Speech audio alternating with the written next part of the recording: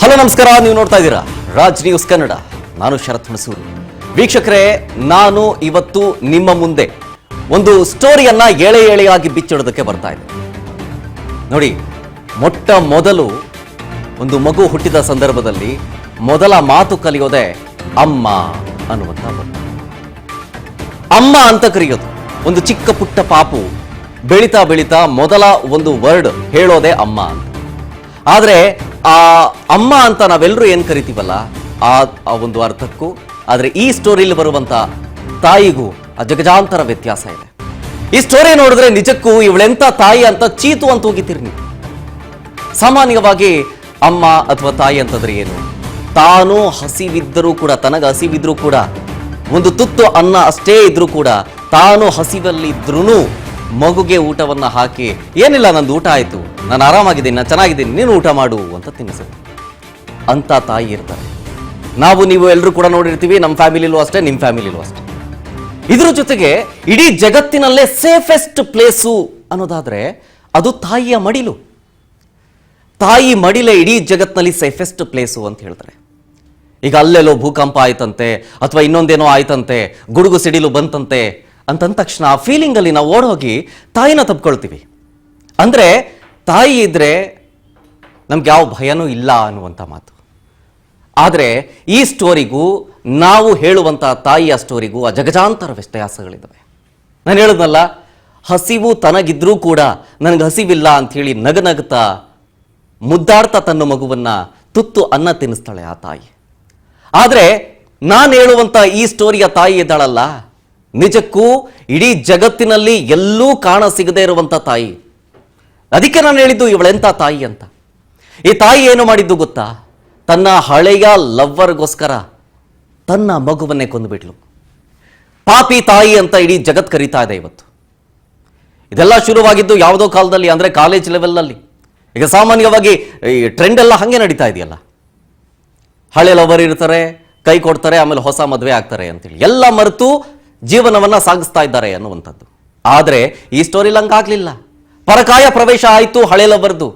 ಆತನಿಗೋಸ್ಕರ ತನ್ನ ಮಗುವನ ಜೀವವನ್ನ ತೆಗೆದುಬಿಟ್ಲು ಆ ತಾಯಿ. ನಿಜಕ್ಕೂ ಅತಿ ಬೇಸರದ ಸಂಗತಿ. ಈಗಷ್ಟೇ ನಿಮ್ಮ ರಾಜ್ ನ್ಯೂಸ್ನಲ್ಲಿ ಎಕ್ಸ್ಕ್ಲೂಸಿವ್ ಆಗಿ ಆ ಪಾಪುವಿನ ತಂದೆ, ಅಂದ್ರೆ ಮೃತ ಕಂದಮ್ಮನ ತಂದೆ ಮಾತಾಡ್ತಾ ಇದ್ರು, ಪ್ರವೀಣ್ ಅವರು ನಮ್ಮ ಜೊತೆಗೆ. ಪಾಪ ಗದ್ಗದಿತರಾದ್ರು ಮಾತನಾಡುವಂಥ ಸಂದರ್ಭದಲ್ಲಿ. ದೊಡ್ಡ ಮಗಳಿದ್ಲು, ಅವಳು ನನ್ನ ಹತ್ರ ಬರ್ತಿದ್ಲು, ಆದರೆ ಚಿಕ್ಕ ಪುಟ್ಟ ಪಾಪು, ಇನ್ನೂ ಚಿಕ್ಕ ವಯಸ್ಸು, ಆಕೆ ನನ್ನ ಬಳಿ ಇದ್ಬಿಟ್ಟಿದ್ದೀರಿ, ಇವತ್ತು ಸೇಫ್ ಆಗಿರ್ತಿದ್ಲು ಅಂತ. ಇವತ್ತು ಈ ವೆನಿಲಾ ಪುಟ್ಟ ಪಾಪು ಬಲಿಯಾಗಿರೋದು ಅಕ್ರಮ ಸಂಬಂಧಕ್ಕೆ. ಅಮ್ಮ ಅನ್ನುವ ಕೂಗು ಈ ಪಾಪಿ ತಾಯಿಗೆ ಕೇಳಲೇ ಇಲ್ಲ. ನಿಜ, ಹಳೆ ಲವರ್ಗಾಗಿ ಕಂದಮ್ಮನನ್ನ ಕೊಂದ್ಬಿಟ್ಲಲ್ಲ ಈ ಕೊಲೆಗಾತಿ. ಪ್ರಿಯಾಂಕಾ ಅಂತ ಆಕೆಯ ಹೆಸರು. ಆಕೆಯ ಒಂದೊಂದು ನೌಟಂಕಿ ಆಟ ಬಯಲಾಗ್ತಾ ಇದೆ. ಕಾಲ್ನಲ್ಲಿ ಒದ್ದು ಕಂದಮ್ಮನ ಜೀವವನ್ನ ತೆಗಿತಾರೆ ಆ ರಾಕ್ಷಸ. ಎಂತ ಮುದ್ದಾದ ಸಂಸಾರ ಆಗಿತ್ತು. ಪರಕಾಯ ಪ್ರವೇಶ ಮಾಡಿಬಿಟ್ನಲ್ಲ ಆ ಕಿಲ್ಲರು. ಮೋಹನ ಅಂತ ಆತನ ಹೆಸರು. ಮೋಹನನ ಮೇಲೆ ಮೋಹ, ಈಗ ಮಗಳನ್ನ ಬಲಿ ಪಡೆಯುವಂತಾಗೋಯ್ತು. ತನ್ನ ಅಕ್ರಮ ಸಂಬಂಧಕ್ಕೆ ಅಡ್ಡಿ ಆಗ್ತಾಳೆ ಅನ್ನೋ ವಿಚಾರ ಇಲ್ಲಿ. ನೋಡಿ, ಇವರಿಬ್ರೆ, ಮೋಹನ ಅಂತ ಆತನ ಹೆಸರು, ಹಳೆ ಲವ್ವರು. 19ರ ಹರೆಯದಲ್ಲಿ ಆದಂತಹ ಪ್ರೇಮಾಂಕುರ, ಅದಾದ್ಮೇಲೆ ಆದಂತಹ ಬ್ರೇಕಪ್ ಕಹಾನಿ, ಆಮೇಲೆ ಮದುವೆ ಆದಮೇಲೆ ಎಲ್ಲವನ್ನೂ ಮರೆತು ಹೊಸ ಜೀವನವನ್ನ ಶುರು ಮಾಡಿದ್ರು. ಅದ್ಯಾರು ಕಣ್ಣು ಬಿತ್ತೋ ಏನೋ ಗೊತ್ತಿಲ್ಲ, ಆ ಹಳೆ ಲವರ್ ಎಂಟ್ರಿಯಿಂದಾಗಿ ಇವತ್ತು ವೆನಿಲಾ ಇಲ್ಲದಂತಾಗೋಯ್ತು. ಅವರ ಸಂಸಾರದಲ್ಲಿ ಒಂದು ರಿಪ್ಲೇಸ್ಮೆಂಟ್ ಆಯ್ತು. ಪುಟ್ಟ ಕಂದಮ್ಮ ವೆನಿಲಾ ಅಂತ. ನೋಡಿ, ಎಷ್ಟು ಪುಟ್ಟ ಪುಟ್ಟ ಪಾಪು ಅದು. ಇನ್ನು ಏನೇನೋ ಕನಸುಗಳನ್ನ ಇಟ್ಕೊಂಡಿತ್ತು. ಆಮೇಲೆ ಈ ಮೋಹನ ಇದನ್ನಲ್ಲ, ಆತ ಈ ಚಿಕ್ಕ ಪಾಪುಗೆ ನಾನಾ ರೀತಿಯ ಬೈಗುಳಗಳನ್ನು ಬೈತಿದ್ದಂತೆ. ಇದನ್ನ ಸ್ವತಃ ಆ ಮಗುವಿನ ತಂದೆ ಪ್ರವೀಣ್ ಹೇಳ್ತಾ ಇದ್ರು ಈಗಷ್ಟೇ ರಾಜ್ ನ್ಯೂಸ್ನಲ್ಲಿ ಎಕ್ಸ್ಕ್ಲೂಸಿವ್ ಆಗಿ ಮಾತಾಡಬೇಕಾದ್ರೆ. ಕೆಟ್ಟ ಪದಗಳಲ್ಲಿ ಬೈತಿದ್ದಂತೆ. ಆ ಮಗು ಅದನ್ನ ಜ್ಞಾಪಕ ಇಟ್ಕೊಂಡು ಹೇಳಿದೆ ಅಂತೆ. ನೋಡಿ, ಇಂಥ ಚಿಕ್ಕ ಮಗುವನ್ನ ಸಾಕಕ್ಕೆ ಯೋಗ್ಯತೆ ಇಲ್ಲ ಅಂತಂದಿದ್ರೆ ಅಟ್ಲೀಸ್ಟ್ ಆ ತಂದೆಗಾದ್ರೂ ಕೊಟ್ಟು ಕಳಿಸಿದ್ರೆ ಆಗಿರ್ತಿತ್ತು. ಆದರೆ ಕಾನೂನು ಮುಖಾಂತರ ಹೋರಾಟ ಮಾಡಬೇಕಾಗುತ್ತಲ್ಲ. ಇನ್ನು 4-5 ವರ್ಷ ಅಷ್ಟೇ ಅಂತೆ ಆ ಪಾಪುವಿಗೆ ಏಜು. ಬಹಳ ಕಷ್ಟಪಟ್ಟಿದ್ದಾರೆ, ಕಾನೂನು ರೀತಿಯ ಹೋರಾಟ ಮಾಡಿದ್ದಾರೆ ಪ್ರವೀಣ್, ಅಂದರೆ ಆ ಮಗುವಿನ ತಂದೆ. ಆಗಲಿಲ್ಲ. ಕಾರಣ ವಯಸ್ಸು ಇನ್ನ ಚಿಕ್ಕದು ಅಂತ, 4-5 ವರ್ಷ ಅಷ್ಟೇ. ಸೊ ಹಾಗಾಗಿ ಈ ಏಜ್ನಲ್ಲಿ ನಾವು ತಾಯಿಯಿಂದ ದೂರ ಮಾಡೋದಕ್ಕಾಗದಲ್ಲ, ಕಾನೂನು ಕೂಡ ಒಪ್ಪೋದಿಲ್ಲ ಅಂತೇಳಿ ಸುಮ್ಮನಿದ್ರಂತೆ. ಇಫ್ ದಟ್ ಇನ್ ಕೇಸ್ ಮಗು ಏನಾದರೂ ತಂದೆಯ ಬಳಿ ಇದ್ದಿದ್ರೆ ಇವತ್ತು ಬದುಕುಳಿತಾ ಇತ್ತು ಅನ್ನೋ ಮಾತು ಅವರ ತಂದೆ ಈಗಷ್ಟೇ ರಾಜ್ ನ್ಯೂಸ್ ಜೊತೆಗೆ ಮಾತಾಡ್ತಾ ಸಂದರ್ಭದಲ್ಲಿ ಹೇಳಿತು. ನೋಡಿ, ಈಗ ಗೊತ್ತಾಯ್ತಾ ಇಲ್ಲ ನಾನು ಹೇಳಿದ್ದ ಕತೆ. ಒಬ್ಬ ತಾಯಿಯ ಮಡಿಲು ಇಡೀ ಜಗತ್ತಿನಲ್ಲೇ ಸೇಫೆಸ್ಟ್ ಪ್ಲೇಸು ಅಂತ ಹೇಳ್ತಾ ಇದ್ದೆ. ಆದರೆ ಈ ತಾಯಿಯ ಮಡಿಲಿದೆಯಲ್ಲ, ಇದು ನಿಜಕ್ಕೂ ನರಕ ದರ್ಶನ ಆ ಮಗುಗೆ. ಏನೇನಾಯ್ತು, ಆಗಿದ್ದೇನು ಅಂತ ಹೇಳ್ತಾ ಹೋಗ್ತೀನಿ ನೋಡಿ ನಿಮಗೆ. ಲಾಯರ್ ಮತ್ತು ಪ್ರಿಯಾಂಕಾ, ಲಾಯರ್ ಮೋಹನ ಅಂತ ಯಾವುದೋ ಒಂದು ಕೇಸ್ ವಿಚಾರಕ್ಕೆ ಸಂಬಂಧಪಟ್ಟಂತೆ ಅಚಾನಕ್ ಆಗಿ ಸಿಗ್ತಾರೆ. ನೋಡಿದ್ರೆ ಆತ ಮೋಹನ ಹಳೆ ಲವರು ಈಕೆಗೆ, ಪ್ರಿಯಾಂಕಾಗೆ. ಈ ಅಮ್ಮನ ಕಳ್ಳಾಟಕ್ಕೆ ಈ ಮುದ್ದಾದ ಮಗಳು ಬಲಿಯಾಗ್ಬಿಟ್ಲು. ನೋಡಿ ನೋಡಿ, ಮಗು ಫೋಟೋ ನೋಡ್ತಾ ಇದ್ರಿ, ಇವನೇ ಮೋಹನ ಅಂತ. ಈ ಮೋಹನ ಮತ್ತು ಪ್ರಿಯಾಂಕನ ಇವರ ಅಕ್ರಮ ಸಂಬಂಧಕ್ಕೆ ಪುಟ್ಟ ಮಗು ಬಲಿಯಾಯಿತು, ಬಾಲಕಿ ವೆನಿಲಾ. ನಿಜಕ್ಕೂ ಈಕೆಯ ಮರ್ಡರ್ನ ಭಯಾನಕ ರಹಸ್ಯ ರಿವೀಲ್ ಆಯಿತು. ಅಮ್ಮನ ಕಳ್ಳಾಟಕ್ಕೆ ಮುದ್ದಾದ ಮಗಳು ಬಲಿಯಾಗೋದ್ಲು. ಇವರ ಅಕ್ರಮ ಸಂಬಂಧವನ್ನ ಸೇಫ್ ಮಾಡಿ ಇಟ್ಕೋಬೇಕು ಅಂತ. ಲಾಯರ್ ಪ್ರಿಯಾಂಕಾ, ಬಿಲ್ಡರ್ ಮೋಹನನ ಸಂಬಂಧದಿಂದಾಗಿ ಈ ಪುಟ್ಟ ಮಗು ಇವತ್ತು ಜಗತ್ನಲ್ಲಿಲ್ಲ. ಎಲ್ಲವೂ ಮುಗಿದೋಯ್ತು ಅಂತ ಪಕ್ಕಾ ಪ್ಲಾನ್ ಮಾಡ್ಕೊಂಡಿದ್ರು. ಅಚಾನಕ್ ಆಗಿದೆ ಅಂತ ಹೇಳ್ತಾ ಇದ್ದಾನೆ ಆತ ಮೋಹನ. ಬಟ್ ಆದ್ರೂ ಆ ಕೇಸನ್ನ ಮುಚ್ಚಾಕಬೇಕು ಅಂತ ಒಳಸಂಚನ್ನು ಕೂಡ ರೂಪಿಸಲಾಗಿತ್ತು. ನೆಕ್ಸ್ಟ್ ಏನೇನಾಯ್ತು ಅಂತ ಹೇಳ್ತಾ ಹೋಗ್ತೀನಿ ನೋಡಿ. ಗ್ರಾಫಿಕ್ಸ್ ಮುಖಾಂತರ ನಿಮ್ಮ ಮುಂದೆ ಎಕ್ಸ್ಪ್ಲೇನ್ ಮಾಡ್ತಾ ಹೋಗ್ತೀನಿ ಈ ಸ್ಟೋರಿಲಿ ಏನೇನಾಯ್ತು ಅಂತ. ಮೋಹನ ಮೇಲೆ ಮೋಹ ಆಗತ್ತೆ ಈಕೆಗೆ. ಪ್ರಿಯಕರ ಮೋಹನ್ ಮತ್ತು ಮಗಳ ಜೊತೆಗೆ ಪ್ರಿಯಾ ಎಂಟ್ರಿ ಕೊಡ್ತಾಳೆ. ಐಸ್ ಕ್ರೀಮ್ ತಂದ ಮೇಲೆ ಬಾಲಕಿ ಬೇಡ ಅಂತ ಹೇಳ್ತಾಳೆ. ಅಂದ್ರೆ ಮಾಲ್ಗೆ ಹೋಗಿರ್ತಾರೆ ಇವರು 3 ಜನನು. ಯಾರು? ಮೋಹನ, ಪ್ರಿಯಾಂಕಾ ಮತ್ತು ವೆನಿಲಾ 3 ಜನನು ಮಾಲ್ಗೆ ಹೋಗಿರ್ತಾರೆ. ಮಾರ್ಚ್ 24ರಂದು ಇಂದಿರಾನಗರದಲ್ಲಿ ವೆನಿಲಾ ಕಗ್ಗೊಲೆ ಆಗುತ್ತೆ. ವೆನಿಲಾ ಕೂಗ್ಕೋತಾಳೆ. ಅಂದ್ರೆ ಈ ಮೋಹನ ಕಾರ್ನಲ್ಲಿದ್ದಾಗ್ಲೇನೆ ಆ ಮಗುಗೂ ಹೊಡಿತಾ ಇರ್ತಾನೆ. ವೆನಿಲಾ ಕೂಗ್ಕೋತಾಳೆ. ಕೂಗಬಾರ್ದು ಅಂತ ಬಾಯಿ ಮುಚ್ಚುತ್ತಾನೆ, ಉಸಿರು ಕಟ್ತಾಳೆ. ಅಲ್ಲೇ ಮಗು ಉಸಿರು ನಿಲ್ಲಿಸ್ಬಿಡುತ್ತೆ. ಶಾಪಿಂಗ್ ಮುಗಿಸಿ ಪ್ರಿಯಾಂಕಾ ವಾಪಸ್ ಬರ್ತಾಳೆ. ಕೇಳ್ತಾಳೆ ಏನಾಯ್ತು ಅಂತ. ಆತ ಕತೆ ಕಟ್ಟಿದ್ದೇನು ಗೊತ್ತಾ? ಬೈ ಅಚಾನಕ್ ಆಗಿ ಆಗೋಯ್ತು, ಇದು ಏನೋ ಮಾಡೋದಕ್ಕೆ ಇನ್ನೇನೋ ಆಗೋಯ್ತು ಅಂತ ಹೇಳ್ತಾಳೆ. ಟ್ರಿಪ್ಗೆ ಹೋಗಿರ್ತಾರೆ. ಟ್ರಿಪ್ ಇಂದ ಬರುವಂತ ಸಂದರ್ಭದಲ್ಲಿ ಶಾಪಿಂಗ್ ಮಾಡಬೇಕು ಅನ್ನೋ ಮನಸ್ಸಾಗುತ್ತೆ. ಶಾಪಿಂಗ್ ಕರ್ಕೊಂಡು ಹೋಗ್ತಾರೆ. ಯಾರು? ಈ ಮೋಹನ, ಪ್ರಿಯಾಂಕಾ ಮತ್ತು ವೆನಿಲಾ 3 ಜನನು ಶಾಪಿಂಗ್ ಹೋಗ್ತಾರೆ. ಇದೇ ಮಾರ್ಚ್ 24ನೇ ತಾರೀಕು ಇಂದಿರಾನಗರದಲ್ಲಿ. ಶಾಪಿಂಗ್ ಮುಗಿಸ್ಕೊಂಡು ಬರುವಂತ ಸಂದರ್ಭದಲ್ಲಿ ಪ್ರಿಯಾಂಕಾ ನೋಡಿದಾಗ ಕಾರ್ನಲ್ಲಿ ಮಗುವಿನ ಶವ ಇರುತ್ತೆ. ಏನಾಗಿತ್ತು ಆ ಕಾರ್ನೊಳಗಡೆ ಅಂದ್ರೆ, ಈ ಮೋಹನ ಆ ಪಾಪು ಐಸ್ ಕ್ರೀಮ್ ಕೇಳ್ತು ಅಂತ ಹೇಳಿದಾಗ ಐಸ್ ಕ್ರೀಮ್ ತಂದು ಕೊಡ್ತಾನೆ ವೆನಿಲಾಗೆ. ಕೊಟ್ಟಂತ ಸಂದರ್ಭದಲ್ಲಿ ಈ ಐಸ್ ಕ್ರೀಮ್ ಬೇಡ, ಬೇರೆ ಐಸ್ ಕ್ರೀಮ್ ಬೇಕು ಅಂತ ಕೇಳಿದೆ. ಪುಟ್ಟ ಮಗು, ಆಸೆ 100 ಇರುತ್ತೆ. ಏನೋ ಒಂದು ಕೊಟ್ರೆ ಇನ್ನೊಂದೇನೋ ಒಂದು ಬೇಕು ಅಂತ ಕೇಳುತ್ತೆ. ಇಲ್ಲಾಗಿದ್ದು ಅದೇ, ಚಿಕ್ಕ ಮಗು ಕೇಳ್ತು, ನಂಗೆ ಈ ಐಸ್ ಕ್ರೀಮ್ ಬೇಡ, ನನಗೆ ಬೇರೆ ಐಸ್ ಕ್ರೀಮ್ ಬೇಕು ಅಂತ ಹಠ ಮಾಡ್ತು. ಅಷ್ಟಕ್ಕೇನೆ ಈ ಮೋಹನ ಕೆಂಡಾಮಂಡಲ ಆಗ್ಬಿಡ್ತಾನೆ. ಕಾಲಿಂದ ಒದಿತಾನೆ ರೀ, ಹೊಟ್ಟೆ ಭಾಗಕ್ಕೆ ಕಾಲಿಂದ ಒಗಿತಾನೆ. ಕಾಲ್ಗೆ ಒದ್ದ ಸಂದರ್ಭದಲ್ಲಿ ಆ ಹೊಟ್ಟೆಯಲ್ಲಿ ರಕ್ತ ಹೆಪ್ಪುಗಟ್ಟಿತ್ತಂತೆ. ಅದು ಗೊತ್ತಾಗಿದ್ದು ಪೋಸ್ಟ್ ಮಾರ್ಟಮ್ ರಿಪೋರ್ಟ್ ಆದ್ಮೇಲೆ. ವೆನಿಲಾ ಕೂಗ್ಕೊಳ್ತಾರೆ, ಕಿರಿಚಾಡ್ತಾಳೆ. ಬಟ್ ಪಾರ್ಕಿಂಗ್ ಲಾಟಲ್ಲಿ ಇದ್ದಿದ್ದು ಯಾರಿಗೂ ಕೂಡ ಕೇಳಿಸ್ಲಿಲ್ಲ. ಯಾರಾದ್ರೂ ಬಂದ್ರೆ ಕೇಳಿಸ್ಬಿಡುತ್ತೆ ಅಂತೇಳಿ ಆ ವೆನಿಲಾನ ಬಾಯಿ ಮುಚ್ಚಿಸ್ತಾನೆ ಅವನು, ಈ ಮೋಹನ. ಬಾಯಿ ಮುಚ್ಚಿಸಿದ ಸಂದರ್ಭದಲ್ಲಿ ಉಸಿರಾಡೋದಕ್ಕೂ ಆಗಿಲ್ಲ, ಮೂಗು ಕೂಡ ಕವರ್ ಆಗಿತ್ತು. ಉಸಿರಾಡದೇನೆ ಆ ಪುಟ್ಟ ಮಗು ಸಾವನ್ನಪ್ಪಿಡುತ್ತೆ. ಹೊಟ್ಟೆಗೆ ಬೇರೆ ಒದ್ದಿದ್ನಲ್ಲ ಈತ, ಹೆಪ್ಪುಗಟ್ಟಿತ್ತು, ಜೊತೆಗೆ ಉಸಿರಾಟವೂ ನಿಂತೋಗಿತ್ತು. ಏನೋ ಹಾಗಾದ್ರೆ ನಾವೀಗ ಐಸ್ ಕ್ರೀಮ್ ತಂದ ಸಾವು ಅಂತ ಹೇಳ್ಬೇಕಾ? ನೋ, ಇದೆಲ್ಲವೂ ಕೂಡ ಮೋಹನನ ಪ್ರೀ ಪ್ಲಾನೇ ಆಗಿತ್ತು. ಬಹಳ ದಿನಗಳಿಂದ ಇರಿಟೇಟ್ ಆಗ್ತಿದ್ದ ಆತ ವೆನಿಲಾನ ನೋಡಿ. ತನ್ನ ಸಂಬಂಧಕ್ಕೆ, ಅಕ್ರಮ ಸಂಬಂಧಕ್ಕೆ ಅಡ್ಡಿ ಆಗ್ತಿದ್ದಾಳೆ ವೆನಿಲಾ ಅನ್ನೋದನ್ನ ಆತ ಅರಿತುಕೊಂಡು ಒಂದು ಸ್ಕೆಚ್ ಹಾಕ್ತಿದ್ದ. ಹೇಳಬಹುದು ಆತ ಆ ಸಂದರ್ಭದಲ್ಲಿ ಬೈ ಆಕ್ಸಿಡೆಂಟ್ ಆಯ್ತು ಅಂತ. ಬಟ್ ಇಂಟೆನ್ಷನ್ ಇದ್ದಿದ್ದು ಅದೇ ತಾನೆ, ಇಂಟೆನ್ಷನ್ ಅದೇನೆ. ಶಾಪಿಂಗ್ ಮುಗಿಸಿ ವಾಪಸ್ ಬಂದಂತ ಸಂದರ್ಭದಲ್ಲಿ ಪ್ರಿಯಾಂಕಾಗೆ ಕಾಣಿದ್ದು ಮಗು ಸತ್ತೋಗಿದೆ ಅಂತ. ತಾಯಿ ಅನ್ನೋಳು ಏನ್ ಮಾಡ್ಬೇಕಾಗಿತ್ತು ಆ ಸಂದರ್ಭದಲ್ಲಿ? ಮಗುವಿನ ಮೇಲೆ ಪ್ರೀತಿ ಇದ್ದಿದ್ರೆ ಏನ್ ಮಾಡ್ತಿದ್ಲು ಗೊತ್ತಾ ಪ್ರಿಯಾಂಕಾ? ಇಮಿಡಿಯೇಟ್ ಆಗಿ ಪೊಲೀಸು ಫೋನ್ ಮಾಡ್ತಾ ಇದ್ಲು, ಕಿರ್ಚಾಡ್ತಾ ಇದ್ಲು, ಅಳ್ತಾ ಇದ್ಲು, ಹಿಡಿ ಶಾಪ ಆಗ್ತಾ ಇದ್ಲು. ಆ ಮೋಹನನಿಗೆ ಮನಸ್ಸು ಇಚ್ಛೆ ಹಲ್ಲೆ ಮಾಡ್ತಾ ಇದ್ಲು. ಆದ್ರೆ ಇಲ್ಲದಾಗ್ಲಿಲ್ಲ. ಮೋಹನನಿಗೆ ಒಂದು ಮಾತು ಕೂಡ ಬೈಲಿಲ್ಲ. ಏನು ಮಾಡಿದ್ಲು ಗೊತ್ತಾ ಆಕೆ? ಸೈಲೆಂಟಾಗಿ ಅಲ್ಲಿಂದ ಎಸ್ಕೇಪ್ ಆಗೋದ್ಲು. ಅಂದರೆ ಶವದ ಜೊತೆಗೆ, ಆ ಮೋಹನನ ಜೊತೆಗೆ ಕಾರ್ನಲ್ಲಿ ಎಸ್ಕೇಪ್ ಆದ್ಲು ಅವಳು. ಅಂದರೆ ಮೋಹನನ ಮೇಲಿನ ಮೋಹ ಬಹಳ ವಿಪರೀತಕ್ಕೆ ಹೋಗ್ಬಿಟ್ಟಿತ್ತು ಅವಳಿಗೆ, ಪ್ರಿಯಾಂಕಾಗೆ. ಮಗುವಿನ ಮೇಲೆ ಇಲ್ಲದ ಪ್ರೀತಿ ಮೋಹನನ ಮೇಲಿತ್ತು. ತಾನು ಹೆತ್ತ ಕುಡಿ, ಆಕೆ ಉಸಿರಾಡ್ತಿಲ್ಲ, ಸಾವನ್ನಪ್ಪಿದೆ, ಇನ್ನ ಚಿಕ್ಕ ಮಗು. ಆದರೆ ಆಕೆಗೇನೂ ಆಗಲಿಲ್ಲ.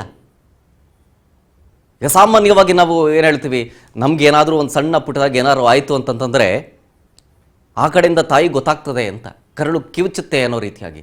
ಆದರೆ ಇಲ್ಲೇನಾಗತ್ತೆ, ಕತೆ ಏನಾಗಿದೆ ಇಲ್ಲಿ? ಎಲ್ಲ ಉಲ್ಟಾ ಪಲ್ಟಾ ನೋಡಿ. ಕಾರ್ನಲ್ಲಿ ಮೃತದೇಹ ಇರುತ್ತೆ, ಏನೂ ಆಗಿಲ್ಲ ಅನ್ನೋ ರೀತಿಯಾಗಿ ಬರೋದು. ಅಪಾರ್ಟ್ಮೆಂಟಿಗೆ ಬರ್ತಾರೆ ಕಾರಿಂದ, ಮಗುವಿನ ಭುಜದ ಮೇಲೆ ಹಾಕೊಂಡು ಅಪಾರ್ಟ್ಮೆಂಟಿಗೆ ಎಂಟ್ರಿ ಕೊಡ್ತಾರೆ. ಬೆಳಗ್ಗೆ ಮಲಗಿದ್ದ ಮಗು ಇನ್ನೂ ಎದ್ದಿಲ್ಲ ಅಂತ ಆಸ್ಪತ್ರೆಗೆ ಕರ್ಕೊಂಡ್ಬರ್ತಾರೆ ಆ ಮಗುನ. ಮಗು ಮೃತಪಟ್ಬಿಟ್ಟಿದೆ ಅಂತ ಹೇಳಿ ಆಸ್ಪತ್ರೆಗೆ ಬಂದಾಗ ವೈದ್ಯರು ಹೇಳ್ತಾರೆ. ಆವಾಗ ಶುರುವಾಗುತ್ತೆ ಆಕೆಯ ಹೈಡ್ರಾಮಾ. ಮಗಳು ಆಸ್ಪತ್ರೆಗೆ ಸೇರ್ತಾ ಇದ್ದಂತೆ ಬೆಂಗಳೂರಿಗೆ ಬರ್ತಾರೆ ತಂದೆ ಪ್ರವೀಣ್. ಈ ವಿಚಾರ ಗೊತ್ತಾಗಿ ಮಗಳನ್ನ ನೋಡೋದಕ್ಕೆ ತಂದೆ ಬಂದಾಗ ಆ ಪಾಪಿ ತಾಯಿ ಏನು ಮಾಡಿದ್ಲು ಗೊತ್ತಾ? ನಾನಾ ರೀತಿಯ ಕತೆ ಕಟ್ಬಿಟ್ಲು.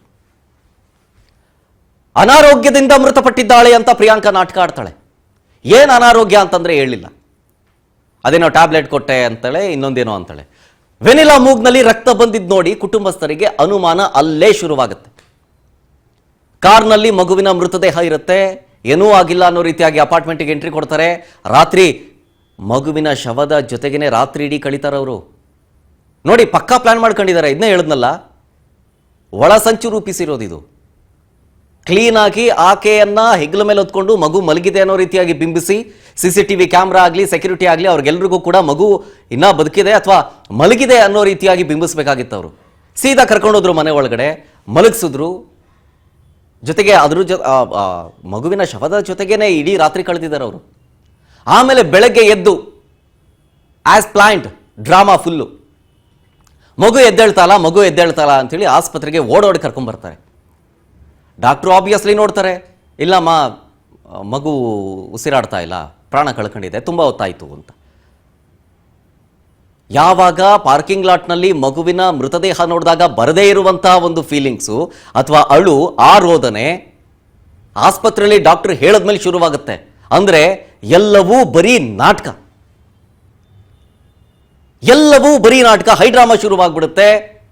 ಅಳುತ್ತಾಳೆ, ಜೊತೆಗೆ ಕಿರಿಚಾಡ್ತಾಳೆ, ಇಲ್ಲ ನನ್ನ ಮಗುಗೆ ಏನೋ ಆಗಿದೆ, ಬದುಕಿಸ್ಬೇಕು ನೀವು ಅಂತೇಳಿ ಡಾಕ್ಟರ್ ಹತ್ರ ಅಂಗಲಾಚ್ತಾಳೆ. ವಿಚಾರ ಗೊತ್ತಾಗಿ ಆ ಮಗುವಿನ ತಂದೆ ಪ್ರವೀಣ್ ಊರಿಂದ ಬರ್ತಾರೆ. ಬಂದಂಥ ಸಂದರ್ಭದಲ್ಲಿ ಏನು ಹೇಳ್ತಾಳೆ ಗೊತ್ತಾ ಈ ಪ್ರಿಯಾಂಕಾ? ಅನಾರೋಗ್ಯ ಇತ್ತು, ಹುಷಾರಿರಲಿಲ್ಲ, ರಾತ್ರಿ ಮಲಗಿಸಿದ್ವಿ, ಬೆಳಗ್ಗೆ ನೋಡಿದ್ರೆ ಮೃತಪಟ್ಬಿಟ್ಟಿದೆ ಅಂತ ನಾಟಕ ಆಡ್ತಾಳೆ. ಆದರೂ ಡೌಟ್ ಇತ್ತು. ಈ ವಿಚಾರ ಇಲ್ಲಿ ತನಕ ಸ್ಟೋರಿ ಕೇಳಿದ್ರಲ್ಲ, ಇವಳೆಂಥ ತಾಯಿ ಅಂತ ನೀವೇ ಹೇಳ್ತಾ ಇದ್ದೀರಿ. ಈಗ ಡೌಟೇ ಬೇಡ. ಸಿಲಿಕಾನ್ ಸಿಟಿ ಜನರನ್ನ ಬೆಚ್ಚಿ ಬೀಳಿಸುವಂತಿರುವಂಥ ಕಹಾನಿ ಇದು. ವೆನಿಲಾ ಮೃತದೇಹದ ಮೇಲೆ ಗಾಯಗಳಿರುತ್ತವೆ, ಗಾಯದ ಗುರುತು ಇರುತ್ತೆ. ಅಂದರೆ ಆತ ಒದ್ದಿದ್ನಲ್ಲ ಮೋಹನ. ಯಾವಾಗ ಡೌಟ್ ಬಂತೋ ಇದೆಲ್ಲ, ಪ್ರವೀಣ್ ಹೋಗಿ ಕಂಪ್ಲೇಂಟ್ ಕೊಡ್ತಾರೆ. ವೆನಿಲಾ ಸಾವಿನ ವಿಚಾರದಲ್ಲಿ ಪೊಲೀಸರೇನಾದರೂ ನಿರ್ಲಕ್ಷ್ಯ ವಹಿಸಿದ್ರ ಅನ್ನುವಂಥ ಒಂದು ಸಣ್ಣ ಡೌಟ್ ಬಂದೇ ಬರುತ್ತೆ. PM ರಿಪೋರ್ಟ್ ಬರಲಿ ಅಂತ ಹೇಳಿ ಪೊಲೀಸರು ಕಳಿಸ್ಬಿಡ್ತಾರಂತೆ ಪ್ರವೀಣ್ ಅವರನ್ನ, ಅಂದರೆ ಮಗುವಿನ ತಂದೆಯನ್ನ ಕಳಿಸ್ಬಿಡ್ತಾರೆ. ಮೂಗಿಗೆ ಮಾಸ್ಕ್ ಹಾಕಿರ್ತಾರೆ, ಅದಕ್ಕೆ ರಕ್ತ ಬಂದಿರಬಹುದು ಅನ್ನುವಂಥ ಸಮಜಾಯಿಷಿ ಬೇರೆ ಕೊಡ್ತಾರಂತೆ. ಆಮೇಲೆ ಕಾಕಿ ಟೀಮ್ ಹೇಳುತ್ತೆ FSL ವರದಿ ಬರಲಿ ನೋಡೋಣ ಅಂತ ಹೇಳ್ತಾರೆ. ಓಕೆ, ಅವ್ರಿಗೆ ಸಿಕ್ಕಿರುವಂಥ ಮಾಹಿತಿ ಪ್ರಕಾರ ಹೇಳಿರ್ತಾರೆ. ಬಟ್ ಪೋಷಕರ ಅನುಮಾನ ವ್ಯಕ್ತಪಡಿಸ್ತಾ ಇರೋದು ಇದು. ವೈದ್ಯ ಆಗಿದ್ದ ಅಕ್ಕರನಿಗೆ ರಿಪೋರ್ಟ್ ಕಳಿಸ್ತಾರೆ. ಅಕ್ಕ, ಈ ಪ್ರವೀಣ್ ಇರ್ತಾನಲ್ಲ, ಪ್ರವೀಣ್ ಅಕ್ಕ ಕೂಡ ಡಾಕ್ಟರ್ ಆಗಿರ್ತಾರೆ. ಆ ರಿಪೋರ್ಟ್ ಕಳಿಸ್ತಾರೆ. ಆಮೇಲೆ 29ನೇ ತಾರೀಕು ಹಿರಿಯ ಪೊಲೀಸ್ ಅಧಿಕಾರಿಗಳನ್ನ ಸಂಪರ್ಕ ಮಾಡ್ತಾರೆ. ಜೂನ್ 4ನೇ ತಾರೀಕು PM ರಿಪೋರ್ಟ್ನ ಆಧಾರವಾಗಿಟ್ಕೊಂಡು FIR ಅನ್ನು ಕೂಡ ದಾಖಲು ಮಾಡ್ತಾರೆ. ಅದಾಗಿ 2 ದಿನ ಆದಮೇಲೆ ಜೂನ್ 6ನೇ ತಾರೀಕು ಮೋಹನನ ಬಂಧನ ಆಗುತ್ತೆ. ಪ್ರಿಯಾಂಕಾ ಇಲ್ಲಿ ತನಕ ಪತ್ತೆ ಇಲ್ಲ, ಎಸ್ಕೇಪ್. ವೆನಿಲಾ ಮೃತದೇಹದ ಮೇಲೆ ಗಾಯಗಳಿರುತ್ತೆ, ಅದಕ್ಕೆ ತಂದೆಗೆ ಅನುಮಾನ ಬಂದು ಪೊಲೀಸ್ ಕಂಪ್ಲೇಂಟ್ ಕೊಡೋದು. ಪ್ರವೀಣ್ ಕಂಪ್ಲೇಂಟ್ ಕೊಡೋದು ಮೋಹನ ಮತ್ತು ಪ್ರಿಯಾಂಕನ ಮೇಲೆ. ಯಾಕೆ ಅಂದರೆ ಮಗುವಿನ ಮೈ ಮೇಲೆ ಗಾಯದ ಗುರುತುಗಳಿದ್ದಾವೆ, ಬ್ಲಡ್ ಬಂದಿದೆ ಮೂಗ್ನಲ್ಲಿ, ಅನುಮಾನ ಇದೆ ಅಂತಾಗ ಆಬ್ವಿಯಸ್ಲಿ ಇದೊಂದು ಮೋಸ್ಟ್ಲಿ ಸಹಜ ಸಾವೋ ಅಸಹಜ ಸಾವೋ ಆ ಒಂದು ಸಂದರ್ಭದಲ್ಲಿ ಹೇಳಲಿಕ್ಕೆ ಬರೋದಿಲ್ಲ. ಸೊ ಹಾಗಾಗಿ ಕಂಪ್ಲೇಂಟ್ ತಗೊಂಡಿದ್ದಾರೆ. PM ರಿಪೋರ್ಟ್ ಬರಲಿ ಫಸ್ಟು, ಆಮೇಲೆ ನೋಡೋಣ. ಮೋಸ್ಟ್ ಪ್ರಾಬ್ಲಿ ಮೂಗಿಗೆ ಮಾಸ್ಕ್ ಹಾಕಿರ್ತಾರಲ್ಲ, ಅದಕ್ಕೇನಾದರೂ ರಕ್ತ ಬಂದಿರ್ಬೋದು, ನೋಡೋಣ, ಬರಲಿ, ರಿಪೋರ್ಟ್ ಬರಲಿ. ಬಂದಂಥ ಸಂದರ್ಭದಲ್ಲಿ ನೋಡೋಣ, FSL ರಿಪೋರ್ಟ್ ಬರಲಿ ಅಂತ ಹೇಳಿ ಕಳಿಸಿರ್ತಾರೆ ಅಷ್ಟೇ. FSL ರಿಪೋರ್ಟ್ ಬರುತ್ತೆ, PM ರಿಪೋರ್ಟು ಕೂಡ ಬರುತ್ತೆ. ಅದಾದಮೇಲೆ ಆ ಗ್ಯಾಪ್ನಲ್ಲಿ ಪ್ರವೀಣ್ ಅವರ ಅಕ್ಕ ವೈದ್ಯ ಆಗಿರ್ತಾರೆ, ಅವ್ರಿಗೆ ರಿಪೋರ್ಟ್ ಕಳಿಸ್ತಾರೆ. ರಿಪೋರ್ಟ್ ಕಳಿಸಿದಂಥ ಸಂದರ್ಭದಲ್ಲಿ ಅವರ ಅಕ್ಕನೂ ಕೂಡ ಹೇಳ್ತಾರೆ, ಇಲ್ಲ ಇದರಲ್ಲಿ ಏನೋ ಗೋಲ್ಮಾಲ್ ಆಗಿದೆ, ಆಕೆಯ ಮೈ ಮೇಲೆ ಹೊಡೆದ ಗುರುತುಗಳಿದ್ದಾವೆ, ಮಾರ್ಕ್ ಇದ್ದಾವೆ, ಗಾಯದ ಗುರುತುಗಳಿದ್ದಾವೆ, ಇಲ್ಲ ನೀವು ಫಸ್ಟು ಕಂಪ್ಲೇಂಟ್ ಕೊಡಲೇಬೇಕು, ಇದು ನನಗೆ ಯಾಕೋ ಹೊಡೆದು ಬಡ್ದು ಸಾಯಿಸಿದ್ದಾರೆ ಅಂತ ಅನಿಸ್ತಾ ಇದೆ ಅಂತ ಪ್ರವೀಣ್ ಅವರ ಅಕ್ಕ ಹೇಳ್ತಾರೆ. ಸೀದಾ ಹೋಗಿ ಪೊಲೀಸ್ ಸ್ಟೇಷನ್ಗೆ ಹೋದಾಗ ಹಿಂಗೆ ಹೇಳ್ತಾರೆ, FSL ರಿಪೋರ್ಟ್ ಬರಲಿ ಅಂತೆಲ್ಲ ಹೇಳ್ತಾರೆ. ಅದಾದಮೇಲೆ 4ನೇ ತಾರೀಕು FIR ಆಗ್ತಾರೆ, 6ನೇ ತಾರೀಕು ಆ ಮೋಹನನ್ನು ಅರೆಸ್ಟ್ ಮಾಡ್ತಾರೆ. ಆದರೆ ಪ್ರಿಯಾಂಕಾ ನಾಪತ್ತೆ, ಕಾಣೆಯಾಗಿದ್ದಾಳೆ. ಇಷ್ಟೆಲ್ಲ ಹೈಡ್ರಾಮಾಗಳು ಯಾವುದು ಕೂಡ ವರ್ಕೌಟ್ ಆಗಲಿಲ್ಲ. ಪೋಸ್ಟ್ ಮಾರ್ಟಮ್ ರಿಪೋರ್ಟ್ನಲ್ಲಿ ಎಲ್ಲವೂ ಕೂಡ ಗೊತ್ತಾಗೋಯ್ತು. ಪೋಸ್ಟ್ ಮಾರ್ಟಮ್ ರಿಪೋರ್ಟ್ನಲ್ಲಿ ಹೊಡೆದಿದ್ದ ಕಲೆಗಳು, ಗುರುತುಗಳು ಎಲ್ಲವೂ ಕೂಡ ಪತ್ತೆಯಾಗಿತ್ತು. ಪೊಲೀಸರು ತನಿಖೆಗಿಳಿದ್ರು. ಅರೆಸ್ಟ್ ಮಾಡಿದಂಥ ಸಂದರ್ಭದಲ್ಲಿ, ಮೋಹನನ್ನ ಅರೆಸ್ಟ್ ಮಾಡಿದಾಗ ಎಲ್ಲವೂ ಕೂಡ ಬಟಾಬಯಲಾಗುತ್ತೆ ವಿಚಾರಗಳು. ಏನೇನಾಯಿತು, ಹೆಂಗೆಲ್ಲ ಆಯಿತು ಅಂಥೇಳಿ ತಪ್ಪು ಹೇಳಿಕೆಯನ್ನು ಕೊಡ್ತಾನೆ, ಅಂದರೆ ತಪ್ಪೊಪ್ಪಿಗೆ ಹೇಳಿಕೆಯನ್ನು ಕೊಡ್ತಾನೆ. ಆತ ಅಕ್ಸೆಪ್ಟ್ ಮಾಡ್ಕೊಳ್ತಾನೆ, ಹೌದು ಹಿಂಗಿಂಗಾಗಿತ್ತು ಅಂತ. ಪಾಪ ಮುದ್ದಾದ ಮಗಳು, ಚಿಕ್ಕ ಮಗು, ನಾನಾ ರೀತಿಯ ಕನಸುಗಳನ್ನು ಆ ಪುಟ್ಟ ಮಗುವೂ ಕೂಡ ಇಟ್ಕೊಂಡಿತ್ತು, ಆಕೆಯ ತಂದೆ ಕೂಡ ಇಟ್ಕೊಂಡಿದ್ದ. ಆದರೆ ಆಕೆಯ ತಾಯಿ ಇಟ್ಕೊಂಡಿದ್ಲ ಕನಸುಗಳನ್ನು? ಇಲ್ಲ, ಯಾವುದೇ ರೀತಿಯಾದಂಥ ಕನಸುಗಳನ್ನು ಇಟ್ಕೊಂಡೇ ಇರಲಿಲ್ಲ ಆಕೆ ಪ್ರಿಯಾಂಕಾ. ಆಕೆಗೆ ಇದ್ದಿದ್ದು ಮೋಹನನ ಮೇಲಿನ ಮೋಹ ಅಷ್ಟೇ. ಮೋಹನನ ಮೇಲಿನ ಮೋಹದಿಂದಾಗಿ ಮಗಳು ಬಲಿಯಾದರೂ ಕೂಡ ಏನೂ ಮಾತಾಡಲಿಲ್ಲ, ಏನೂ ತುಟಿಕ್ ಪಿಟಿಕ್ ಅನ್ನಲಿಲ್ಲ. ಓಕೆ, ಲಾಯರ್ ಪ್ರಿಯಾಂಕಾ ಮತ್ತು ಬಿಲ್ಡರ್ ಮೋಹನನ ಸಂಬಂಧ ಎಲ್ಲಿ ತನಕ ಬಂತು ಅಂತ ನೋಡಿ. ಫಸ್ಟ್ ಸೀನು ಹೆಂಗಿತ್ತು ಅಂತ ಒಂದು ಇಮೇಜಸ್ ಮುಖಾಂತರ ನಿಮ್ಗೆ ಹೇಳ್ತೀನಿ ನೋಡಿ. ಈ 3 ಜನ ಇದೇ ರೀತಿಯಾಗಿ ಕಾರ್ನಲ್ಲಿ ಶಾಪಿಂಗ್ಗೆ ಅಂತ ಬರ್ತಾರೆ. ಶಾಪಿಂಗ್ಗೆ ಅಂತ ಹೋದಾಗ ಮಗು ಕಾರ್ನಲ್ಲೇ ಇರುತ್ತಂತೆ. ಇವರಿಬ್ರು ಹೋಗಿ ಶಾಪಿಂಗ್ ಮಾಡ್ತಾರೆ. ಫಸ್ಟಿಗೆ ಮೋಹನ ವಾಪಸ್ ಬರ್ತಾನೆ ಕಾರ್ ಹತ್ರ ಬಂದಂಥ ಸಂದರ್ಭದಲ್ಲಿ ಮಗು ಜೊತೆ ಮಾತಾಡ್ತಾ ಕೂತಿರ್ತಾನೆ, ಅಥವಾ ಮಗು ಕೂತಿರ್ತದೆ ಸಿಂಪಲ್ ಆಗಿ. ಆಗ ಮಗು ಕೇಳುತ್ತೆ, ನನಗೆ ಐಸ್ ಕ್ರೀಮ್ ಬೇಕು ಅಂಕಲ್ ಅಂತ ಕೇಳಿರುತ್ತೆ ಮೋಹನನ್ನ. ಆ ಸೀನ್ 2 ಬಗ್ಗೆ ನಾನು ಹೇಳ್ತೀನಿ. ಸೀನ್ 1 ಇದೆ ಅಷ್ಟೇ. ಟ್ರಿಪ್ಗೆ ಹೋಗಿರ್ತಾರೆ. ಇದಕ್ಕೂ ಮುಂಚೆ, ಈ ಶಾಪಿಂಗ್ ಹೋಗೋಕ್ಕೂ ಮುಂಚೆ ಟ್ರಿಪ್ಗೆ ಹೋಗಿರ್ತಾರೆ. ಅವರು ಮಗುವನ್ನು ಬಿಟ್ಟು ಟ್ರಿಪ್ಗೆ ಹೋಗಿರ್ತಾರೆ. ಟ್ರಿಪ್ಪಿಂದ ಬಂದ ಮೇಲೆ ಅವರು ಶಾಪಿಂಗ್ಗೆ ಹೋಗ್ತಾರೆ. ಮಗು ಮುಂದೆ ಕೂತಿರುತ್ತೆ, ಡ್ರೈವಿಂಗ್ ಸೀಟ್ನಲ್ಲಿ ಮೋಹನ ಕೂತಿರ್ತಾನೆ, ಹಿಂದ್ಗಡೆ ಪ್ರಿಯಾಂಕಾ ಕೂತಿರ್ತಾಳೆ. ಸೀದಾ 3 ಜನರು ಮಾಲ್ಗೆ ಹೋಗ್ತಾರೆ. ಆದರೆ ಮಗುವನ್ನು ಮಾಲ್ ಒಳಗಡೆ ಕರ್ಕೊಂಡು ಹೋಗೋದಿಲ್ಲ. ಯಾಕೆ ಏನೋ ಗೊತ್ತಿಲ್ಲ. ಪ್ರಿಯಾಂಕಾ ಆ ಕಡೆ ಶಾಪಿಂಗ್ ಮಾಡ್ತಾ ಇರ್ತಾಳೆ.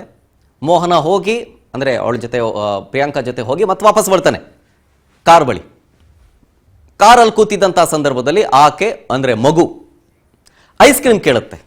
ಅದು ಸೀನ್ 2. ಸೀನ್ 1 ಮಾಲ್ಗೆ ಎಂಟ್ರಿ ಕೊಟ್ಟಿದ್ದು 3 ಜನನು. ಸೀನ್ 2 ಬಂದು ಐಸ್ ಕ್ರೀಮ್ ವಿಚಾರ. ಅಂದರೆ ಮಗು, ಅಂಕಲ್ ನನಗೆ ಐಸ್ ಕ್ರೀಮ್ ಬೇಕು ಅಂಕಲ್ ಅಂತ ಕೇಳುತ್ತೆ. ಮೋಹನ ಏನೂ ಮಾತಾಡಲಿಲ್ಲ. ಆಯಿತು ತಂದ್ಕೊಡ್ತೀನಿ ಅಂತೇಳಿ ಒಂದು ಐಸ್ ಕ್ರೀಮ್ ತಂದ್ಕೊಡ್ತಾನೆ. ಐಸ್ ಕ್ರೀಮ್ ತಂದ್ಕೊಟ್ಟ ಸಂದರ್ಭದಲ್ಲಿ ಮಗು ಏನು ಹೇಳುತ್ತೆ, ಇಲ್ಲ ಅಂಕಲ್ ನನಗಿದು ಬೇಡ, ನನಗೆ ಇನ್ನೊಂದು ಬೇರೆ ಐಸ್ ಕ್ರೀಮ್ ಬೇಕು ಅಂತ ಹಠ ಮಾಡುತ್ತೆ. ಮಗು ಅಂದರೆ ಸಾಮಾನ್ಯ ಅಲ್ವಾ, ಯಾವುದೇ ಐಸ್ ಕ್ರೀಮ್ ಆದರೂ ನನಗಿದು ಟೇಸ್ಟ್ ನೋಡುತ್ತೆ, ಅದಕ್ಕೇನೋ ಇಷ್ಟ ಆಗಲಿಲ್ಲ ಅಂದರೆ, ಇಲ್ಲ ನನಗೆ ಅಂಕಲ್ ನನಗೆ ಬೇರೆ ಐಸ್ ಕ್ರೀಮ್ ಬೇಕು ಅಂತ ಕೇಳಿದೆ. ಹಠ ಹಿಡ್ತಿದೆ, ಜೋರ ಕಿರಿಚಾಡಿದೆ. ಮಗು ಅಂದ್ರೇ ಹಾಗೆ. ಅದನ್ನ ನೋಡಿ ಈತನಿಗೆ ಇರಿಟೇಟ್ ಆಗೋಗಿದೆ ಮೋಹನನಿಗೆ.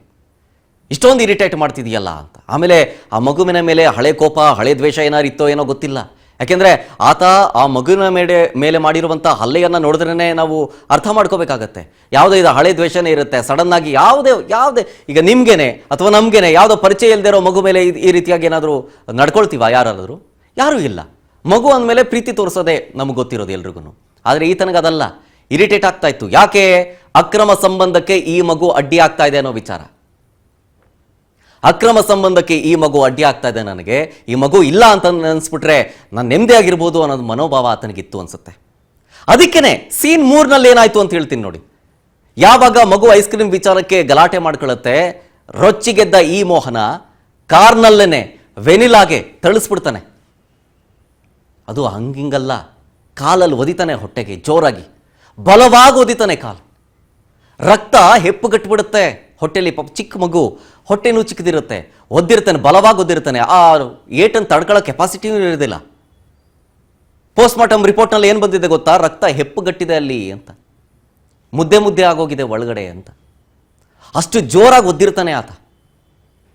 ಅಷ್ಟೇ ಅಲ್ಲ, ಆ ಮಗು ಹೊಡೆತ ತಿಂತಾ ಇದ್ದಂತೆ ತಡ್ಕೊಳಕ್ಕಾಗಿಲ್ಲ, ಜೋರ ಕಿರ್ಚಾಡಿದೆ, ಅರ್ಚಾಡಿದೆ. ಆ ಮಗು ಅರ್ಚಾಡ್ತಾ ಇದ್ದಂತೆ ಜೋರ ಕೂಗಬಾರ್ದು, ಮತ್ತೆ ಯಾರಾದರೂ ಬಂದ್ಬಿಡ್ತಾರೆ ಅನ್ನೋ ನಿಟ್ಟಿನಲ್ಲಿ ಆ ಮಗುವಿನ ಬಾಯಿ ಮೂಗನ್ನ ಮುಚ್ತಾನೆ ಕೈಯಿಂದ, ಬಲವಾಗಿ ಪ್ರೆಸ್ ಮಾಡ್ತಾನೆ ಬಾಯಿನ. ಆವಾಗ ಆಕೆಗೆ ಕೂಗಾಡೋದಕ್ಕೂ ಆಗಿಲ್ಲ, ಕಿರ್ಚಾಡೋದಕ್ಕೂ ಆಗಿಲ್ಲ, ಅಲ್ಟಿಮೇಟ್ಲಿ ಉಸಿರಾಡೋದಕ್ಕೂ ಕೂಡ ಆಗಿಲ್ಲ. ಆಕೆಗೆ ಉಸಿರಾಡೋದಕ್ಕಾಗ್ದೇನೆ ನರಳಿ ನರಳಿ ಆ ಪುಟ್ಟ ಕಂದಮ್ಮ ಆ ಕಾರ್ನಲ್ಲೇ ಸಾವನ್ನಪ್ಪಿಡುತ್ತೆ. ನಾನು ಹೇಳಿದ್ನಲ್ಲ, ಆ 1 ಸೆಕೆಂಡ್ನಲ್ಲಿ ಆ ಕೋಪದ ಕೈಗೆ ಬುದ್ಧಿ ಕೊಟ್ಟಾಗಿರೋ ಒಂದು ಅಚಾತುರ್ಯ ಅಥವಾ ಆ ಒಂದು ಘಟನೆ ಅಲ್ವೇ ಅಲ್ಲ ಇದು. ಆತ ಪಕ್ಕಾ ಪ್ಲಾನ್ ಮಾಡ್ಕೊಂಡಿದ್ದ, ಟೈಮಕ್ಕೋಸ್ಕರ ಕಾಯ್ತಾ ಇದ್ದ ಅಂತ ಅನ್ಸುತ್ತೆ. ಕೋಪದ ಕೈಗೆ ಬುದ್ಧಿ ಕೊಟ್ಟು ಮಾಡಿದಂಥ ಕೆಲಸದ ರೀತಿಯಾಗಿ ಕಾಣಿಸ್ತಾ ಇಲ್ಲ ಇದು. ಅಕ್ರಮ ಸಂಬಂಧ ಕಡ್ಡಿ ಆಗ್ತಿದ್ದಾಳೆ, ಪದೇ ಪದೇ ಇರಿಟೇಟ್ ಆಗ್ತಿದೆ. ಈ ಮಗುವನ್ನ ಇನ್ನಿಲ್ಲ ಅನ್ನಿಸ್ಬಿಡ್ಬೇಕು. ಇದನ್ನ ಹಲವು ದಿನಗಳಿಂದ ಅಂದ್ಕೊಂಡು ಬರ್ತಿದ್ದ ಅನ್ಸುತ್ತೆ, ಸಮಯಕ್ಕೋಸ್ಕರ ಕಾಯ್ತಿದ್ದ ಅನ್ಸುತ್ತೆ. ಕೊಂದೇ ಬಿಟ್ಟ ಪಾಪಿ. ಅದಾದ್ಮೇಲೆ ಪ್ರಿಯಾಂಕಾ ಶಾಪಿಂಗ್ ಮುಗಿಸ್ಕೊಂಡು ಬರ್ತಾಳೆ. ಬಂದಂಥ ಸಂದರ್ಭದಲ್ಲಿ ಈ ಸ್ಟೋರಿಲಿ ಏನು ಎಕ್ಸ್ಪೆಕ್ಟ್ ಮಾಡಿರ್ತೀರಿ? ತನ್ನ ಸ್ವಂತ ಮಗು ಹಳೆ ಪ್ರಿಯಾಂಕರ ಹೊಡೆದು ಸಾಯಿಸ್ಬಿಟ್ಟಿದ್ದಾನೆ ಅಂದಾಗ ಕಿರಿಚಾಡ್ತಾಳೆ, ಗೋಳಾಡ್ತಾಳೆ, ಆ ಪ್ರಿಯಾಂಕರನಿಗೆ ಹೊಡೆಯೋದಕ್ಕೆ ಹೋಗ್ತಾಳೆ, ಸಾಯಿಸೋದಕ್ಕೆ ಹೋಗ್ತಾಳೆ, ಪಾಪಿ ಅಂತ ಬೈತಾಳೆ, ಚೀತು ಅಂತ ಉಗಿತಾಳೆ, ಇಡೀ ಶಾಪ ಹಾಕ್ತಾಳೆ. ಇದು ಎಲ್ಲರೂ ಎಕ್ಸ್ಪೆಕ್ಟ್ ಮಾಡಿದ್ದು. ಅದರೆಲ್ಲ ಅಲ್ಲಿ ಹಂಗಾಗಲೇ ಇಲ್ಲ. ದುರಾದೃಷ್ಟ ಅದು. ಕರಳು ಚುರುಕನತ್ತೆ ಆ ತಾಯಿಯ ರಿಯಾಕ್ಷನ್ ನೋಡಿದ್ರೆ. ತಾಯಿ ಅಂತ ಹೇಳೋದಕ್ಕೆ ಪ್ರಿಯಾಂಕಾ ಅಂತ ಹೇಳ್ತೀನಿ ಆಕೆಯನ್ನು. ಆ ಪ್ರಿಯಾಂಕಾ ಬಂದು ತನ್ನ ಮಗು ಸಾವನ್ನಪ್ಪಿದ್ರೂ ಒಂದು ಚೂರು ಎಮೋಷನ್ ಇರಲಿಲ್ಲ. ತನ್ನ ಮಗು ಸಾವನ್ನಪ್ಪಿದೆ, ಅದು ಈತ ಕೊಂದು ಬಿಟ್ಟಿದ್ದಾನೆ, ತಾನು ಪ್ರೀತಿಸಿದ ಆತ ಮೋಹನ ಸಾಯಿಸಿದ್ದಾನೆ ಅನ್ನುವಂಥ ಒಂದು ಕೋಪ ಇಲ್ಲ, ಅಟ್ಲೀಸ್ಟ್ ಒಂದು ಕಣ್ಣಲ್ಲಿ ನೀರಿಲ್ಲ, ಏನೂ ಇಲ್ಲ. ಆಕೆನೂ ಸಪೋರ್ಟ್ ಮಾಡ್ತಾಳೆ ಇದಕ್ಕೆ. ಏನು ಮಾಡಬೇಕು ಏನು ಮಾಡಬಾರ್ದು ಅಂತ ಇಬ್ಬರು ಕೂತ್ಕೊಂಡು ಅಲ್ಲೇ 1-2 ಸೆಕೆಂಡ್ ಪ್ಲಾನ್ ಮಾಡಿಕೊಂಡು ಫಸ್ಟ್ ಅಪಾರ್ಟ್ಮೆಂಟ್ಗೆ ಹೋಗೋಣ ನಡಿ ಅಂತೇಳಿ ಕರ್ಕೊಂಡು ಹೋಗ್ತಾಳೆ. ಕರ್ಕೊಂಡೋಗಿ ಮಗುವಿನ ಹೆಗಲ ಮೇಲೆ ಹಾಕೊಳ್ತಾಳೆ. ಹೆಂಗಿದ್ರು ಚಿಕ್ಕ ಮಗು ಅಲ್ವಾ, ಮಲಗಿರಬೇಕು ಅಂತ ಎಲ್ಲರೂ ಅನ್ಕೊಳ್ಳಿ ಅಂತ. ಅದೇ ಮಗುವಿನ ಶವದ ಜೊತೆಗೇನೆ ಇಡೀ ರಾತ್ರಿ ಕಳೀತಾರೆ ಇಬ್ರು. ಬೆಳಗ್ಗೆ ಹೊಸ ಡ್ರಾಮಾ ಶುರು. ಮಗುಗೆ ಹುಷಾರಿರಲಿಲ್ಲ, ರಾತ್ರಿ ಮಲಗಿತ್ತು, ನಾನೇ ಮಲಗಿಸಿದ್ದೆ, ನಾನಾ ರೀತಿಯ ಕತೆ ಕಟ್ತಾಳೆ, ಒಬ್ಬೊಬ್ರಿಗೆ ಒಂದೊಂದು ರೀತಿಯಾಗಿ. ಡಾಕ್ಟರ್ ಹತ್ರ ಏನು ಹೇಳ್ತಾರೆ ಗೊತ್ತಾ?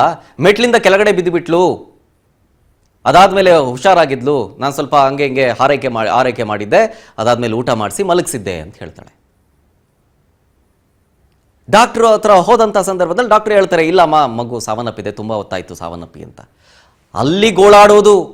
ಯಾವಾಗ ಮಾಲ್ನ ಕೆಳಗಡೆ ಪಾರ್ಕಿಂಗ್ ಲಾಟಲ್ಲಿ ಸಾವನ್ನಪ್ಪದಾಗ ಏನೂ ಫೀಲಿಂಗ್ಸ್ ಇರಲಿಲ್ಲ, ಕಣ್ಣಲ್ಲಿ ನೀರಿರಲಿಲ್ಲ, ಆ ಪ್ರಿಯಕರನ ಮೇಲೆ ಕೋಪ ಏನೇನೂ ಇರಲಿಲ್ಲ, ಝೀರೋ ಫೀಲಿಂಗ್ಸ್ ಇತ್ತು ಅವಾಗ. ಇನ್ಫ್ಯಾಕ್ಟ್ ಖುಷಿ ಇತ್ತು ಆಕೆಯ ಮುಖದಲ್ಲಿ ಅವಾಗ. ಆದರೆ ಡಾಕ್ಟರ್ ಹೇಳಿದಂಥ ಸಂದರ್ಭದಲ್ಲಿ ಮಗು ಸಾವನ್ನಪ್ಪಿದೆ ಅಂದಮೇಲೆ ಫುಲ್ ಹೈ ಡ್ರಾಮಾ.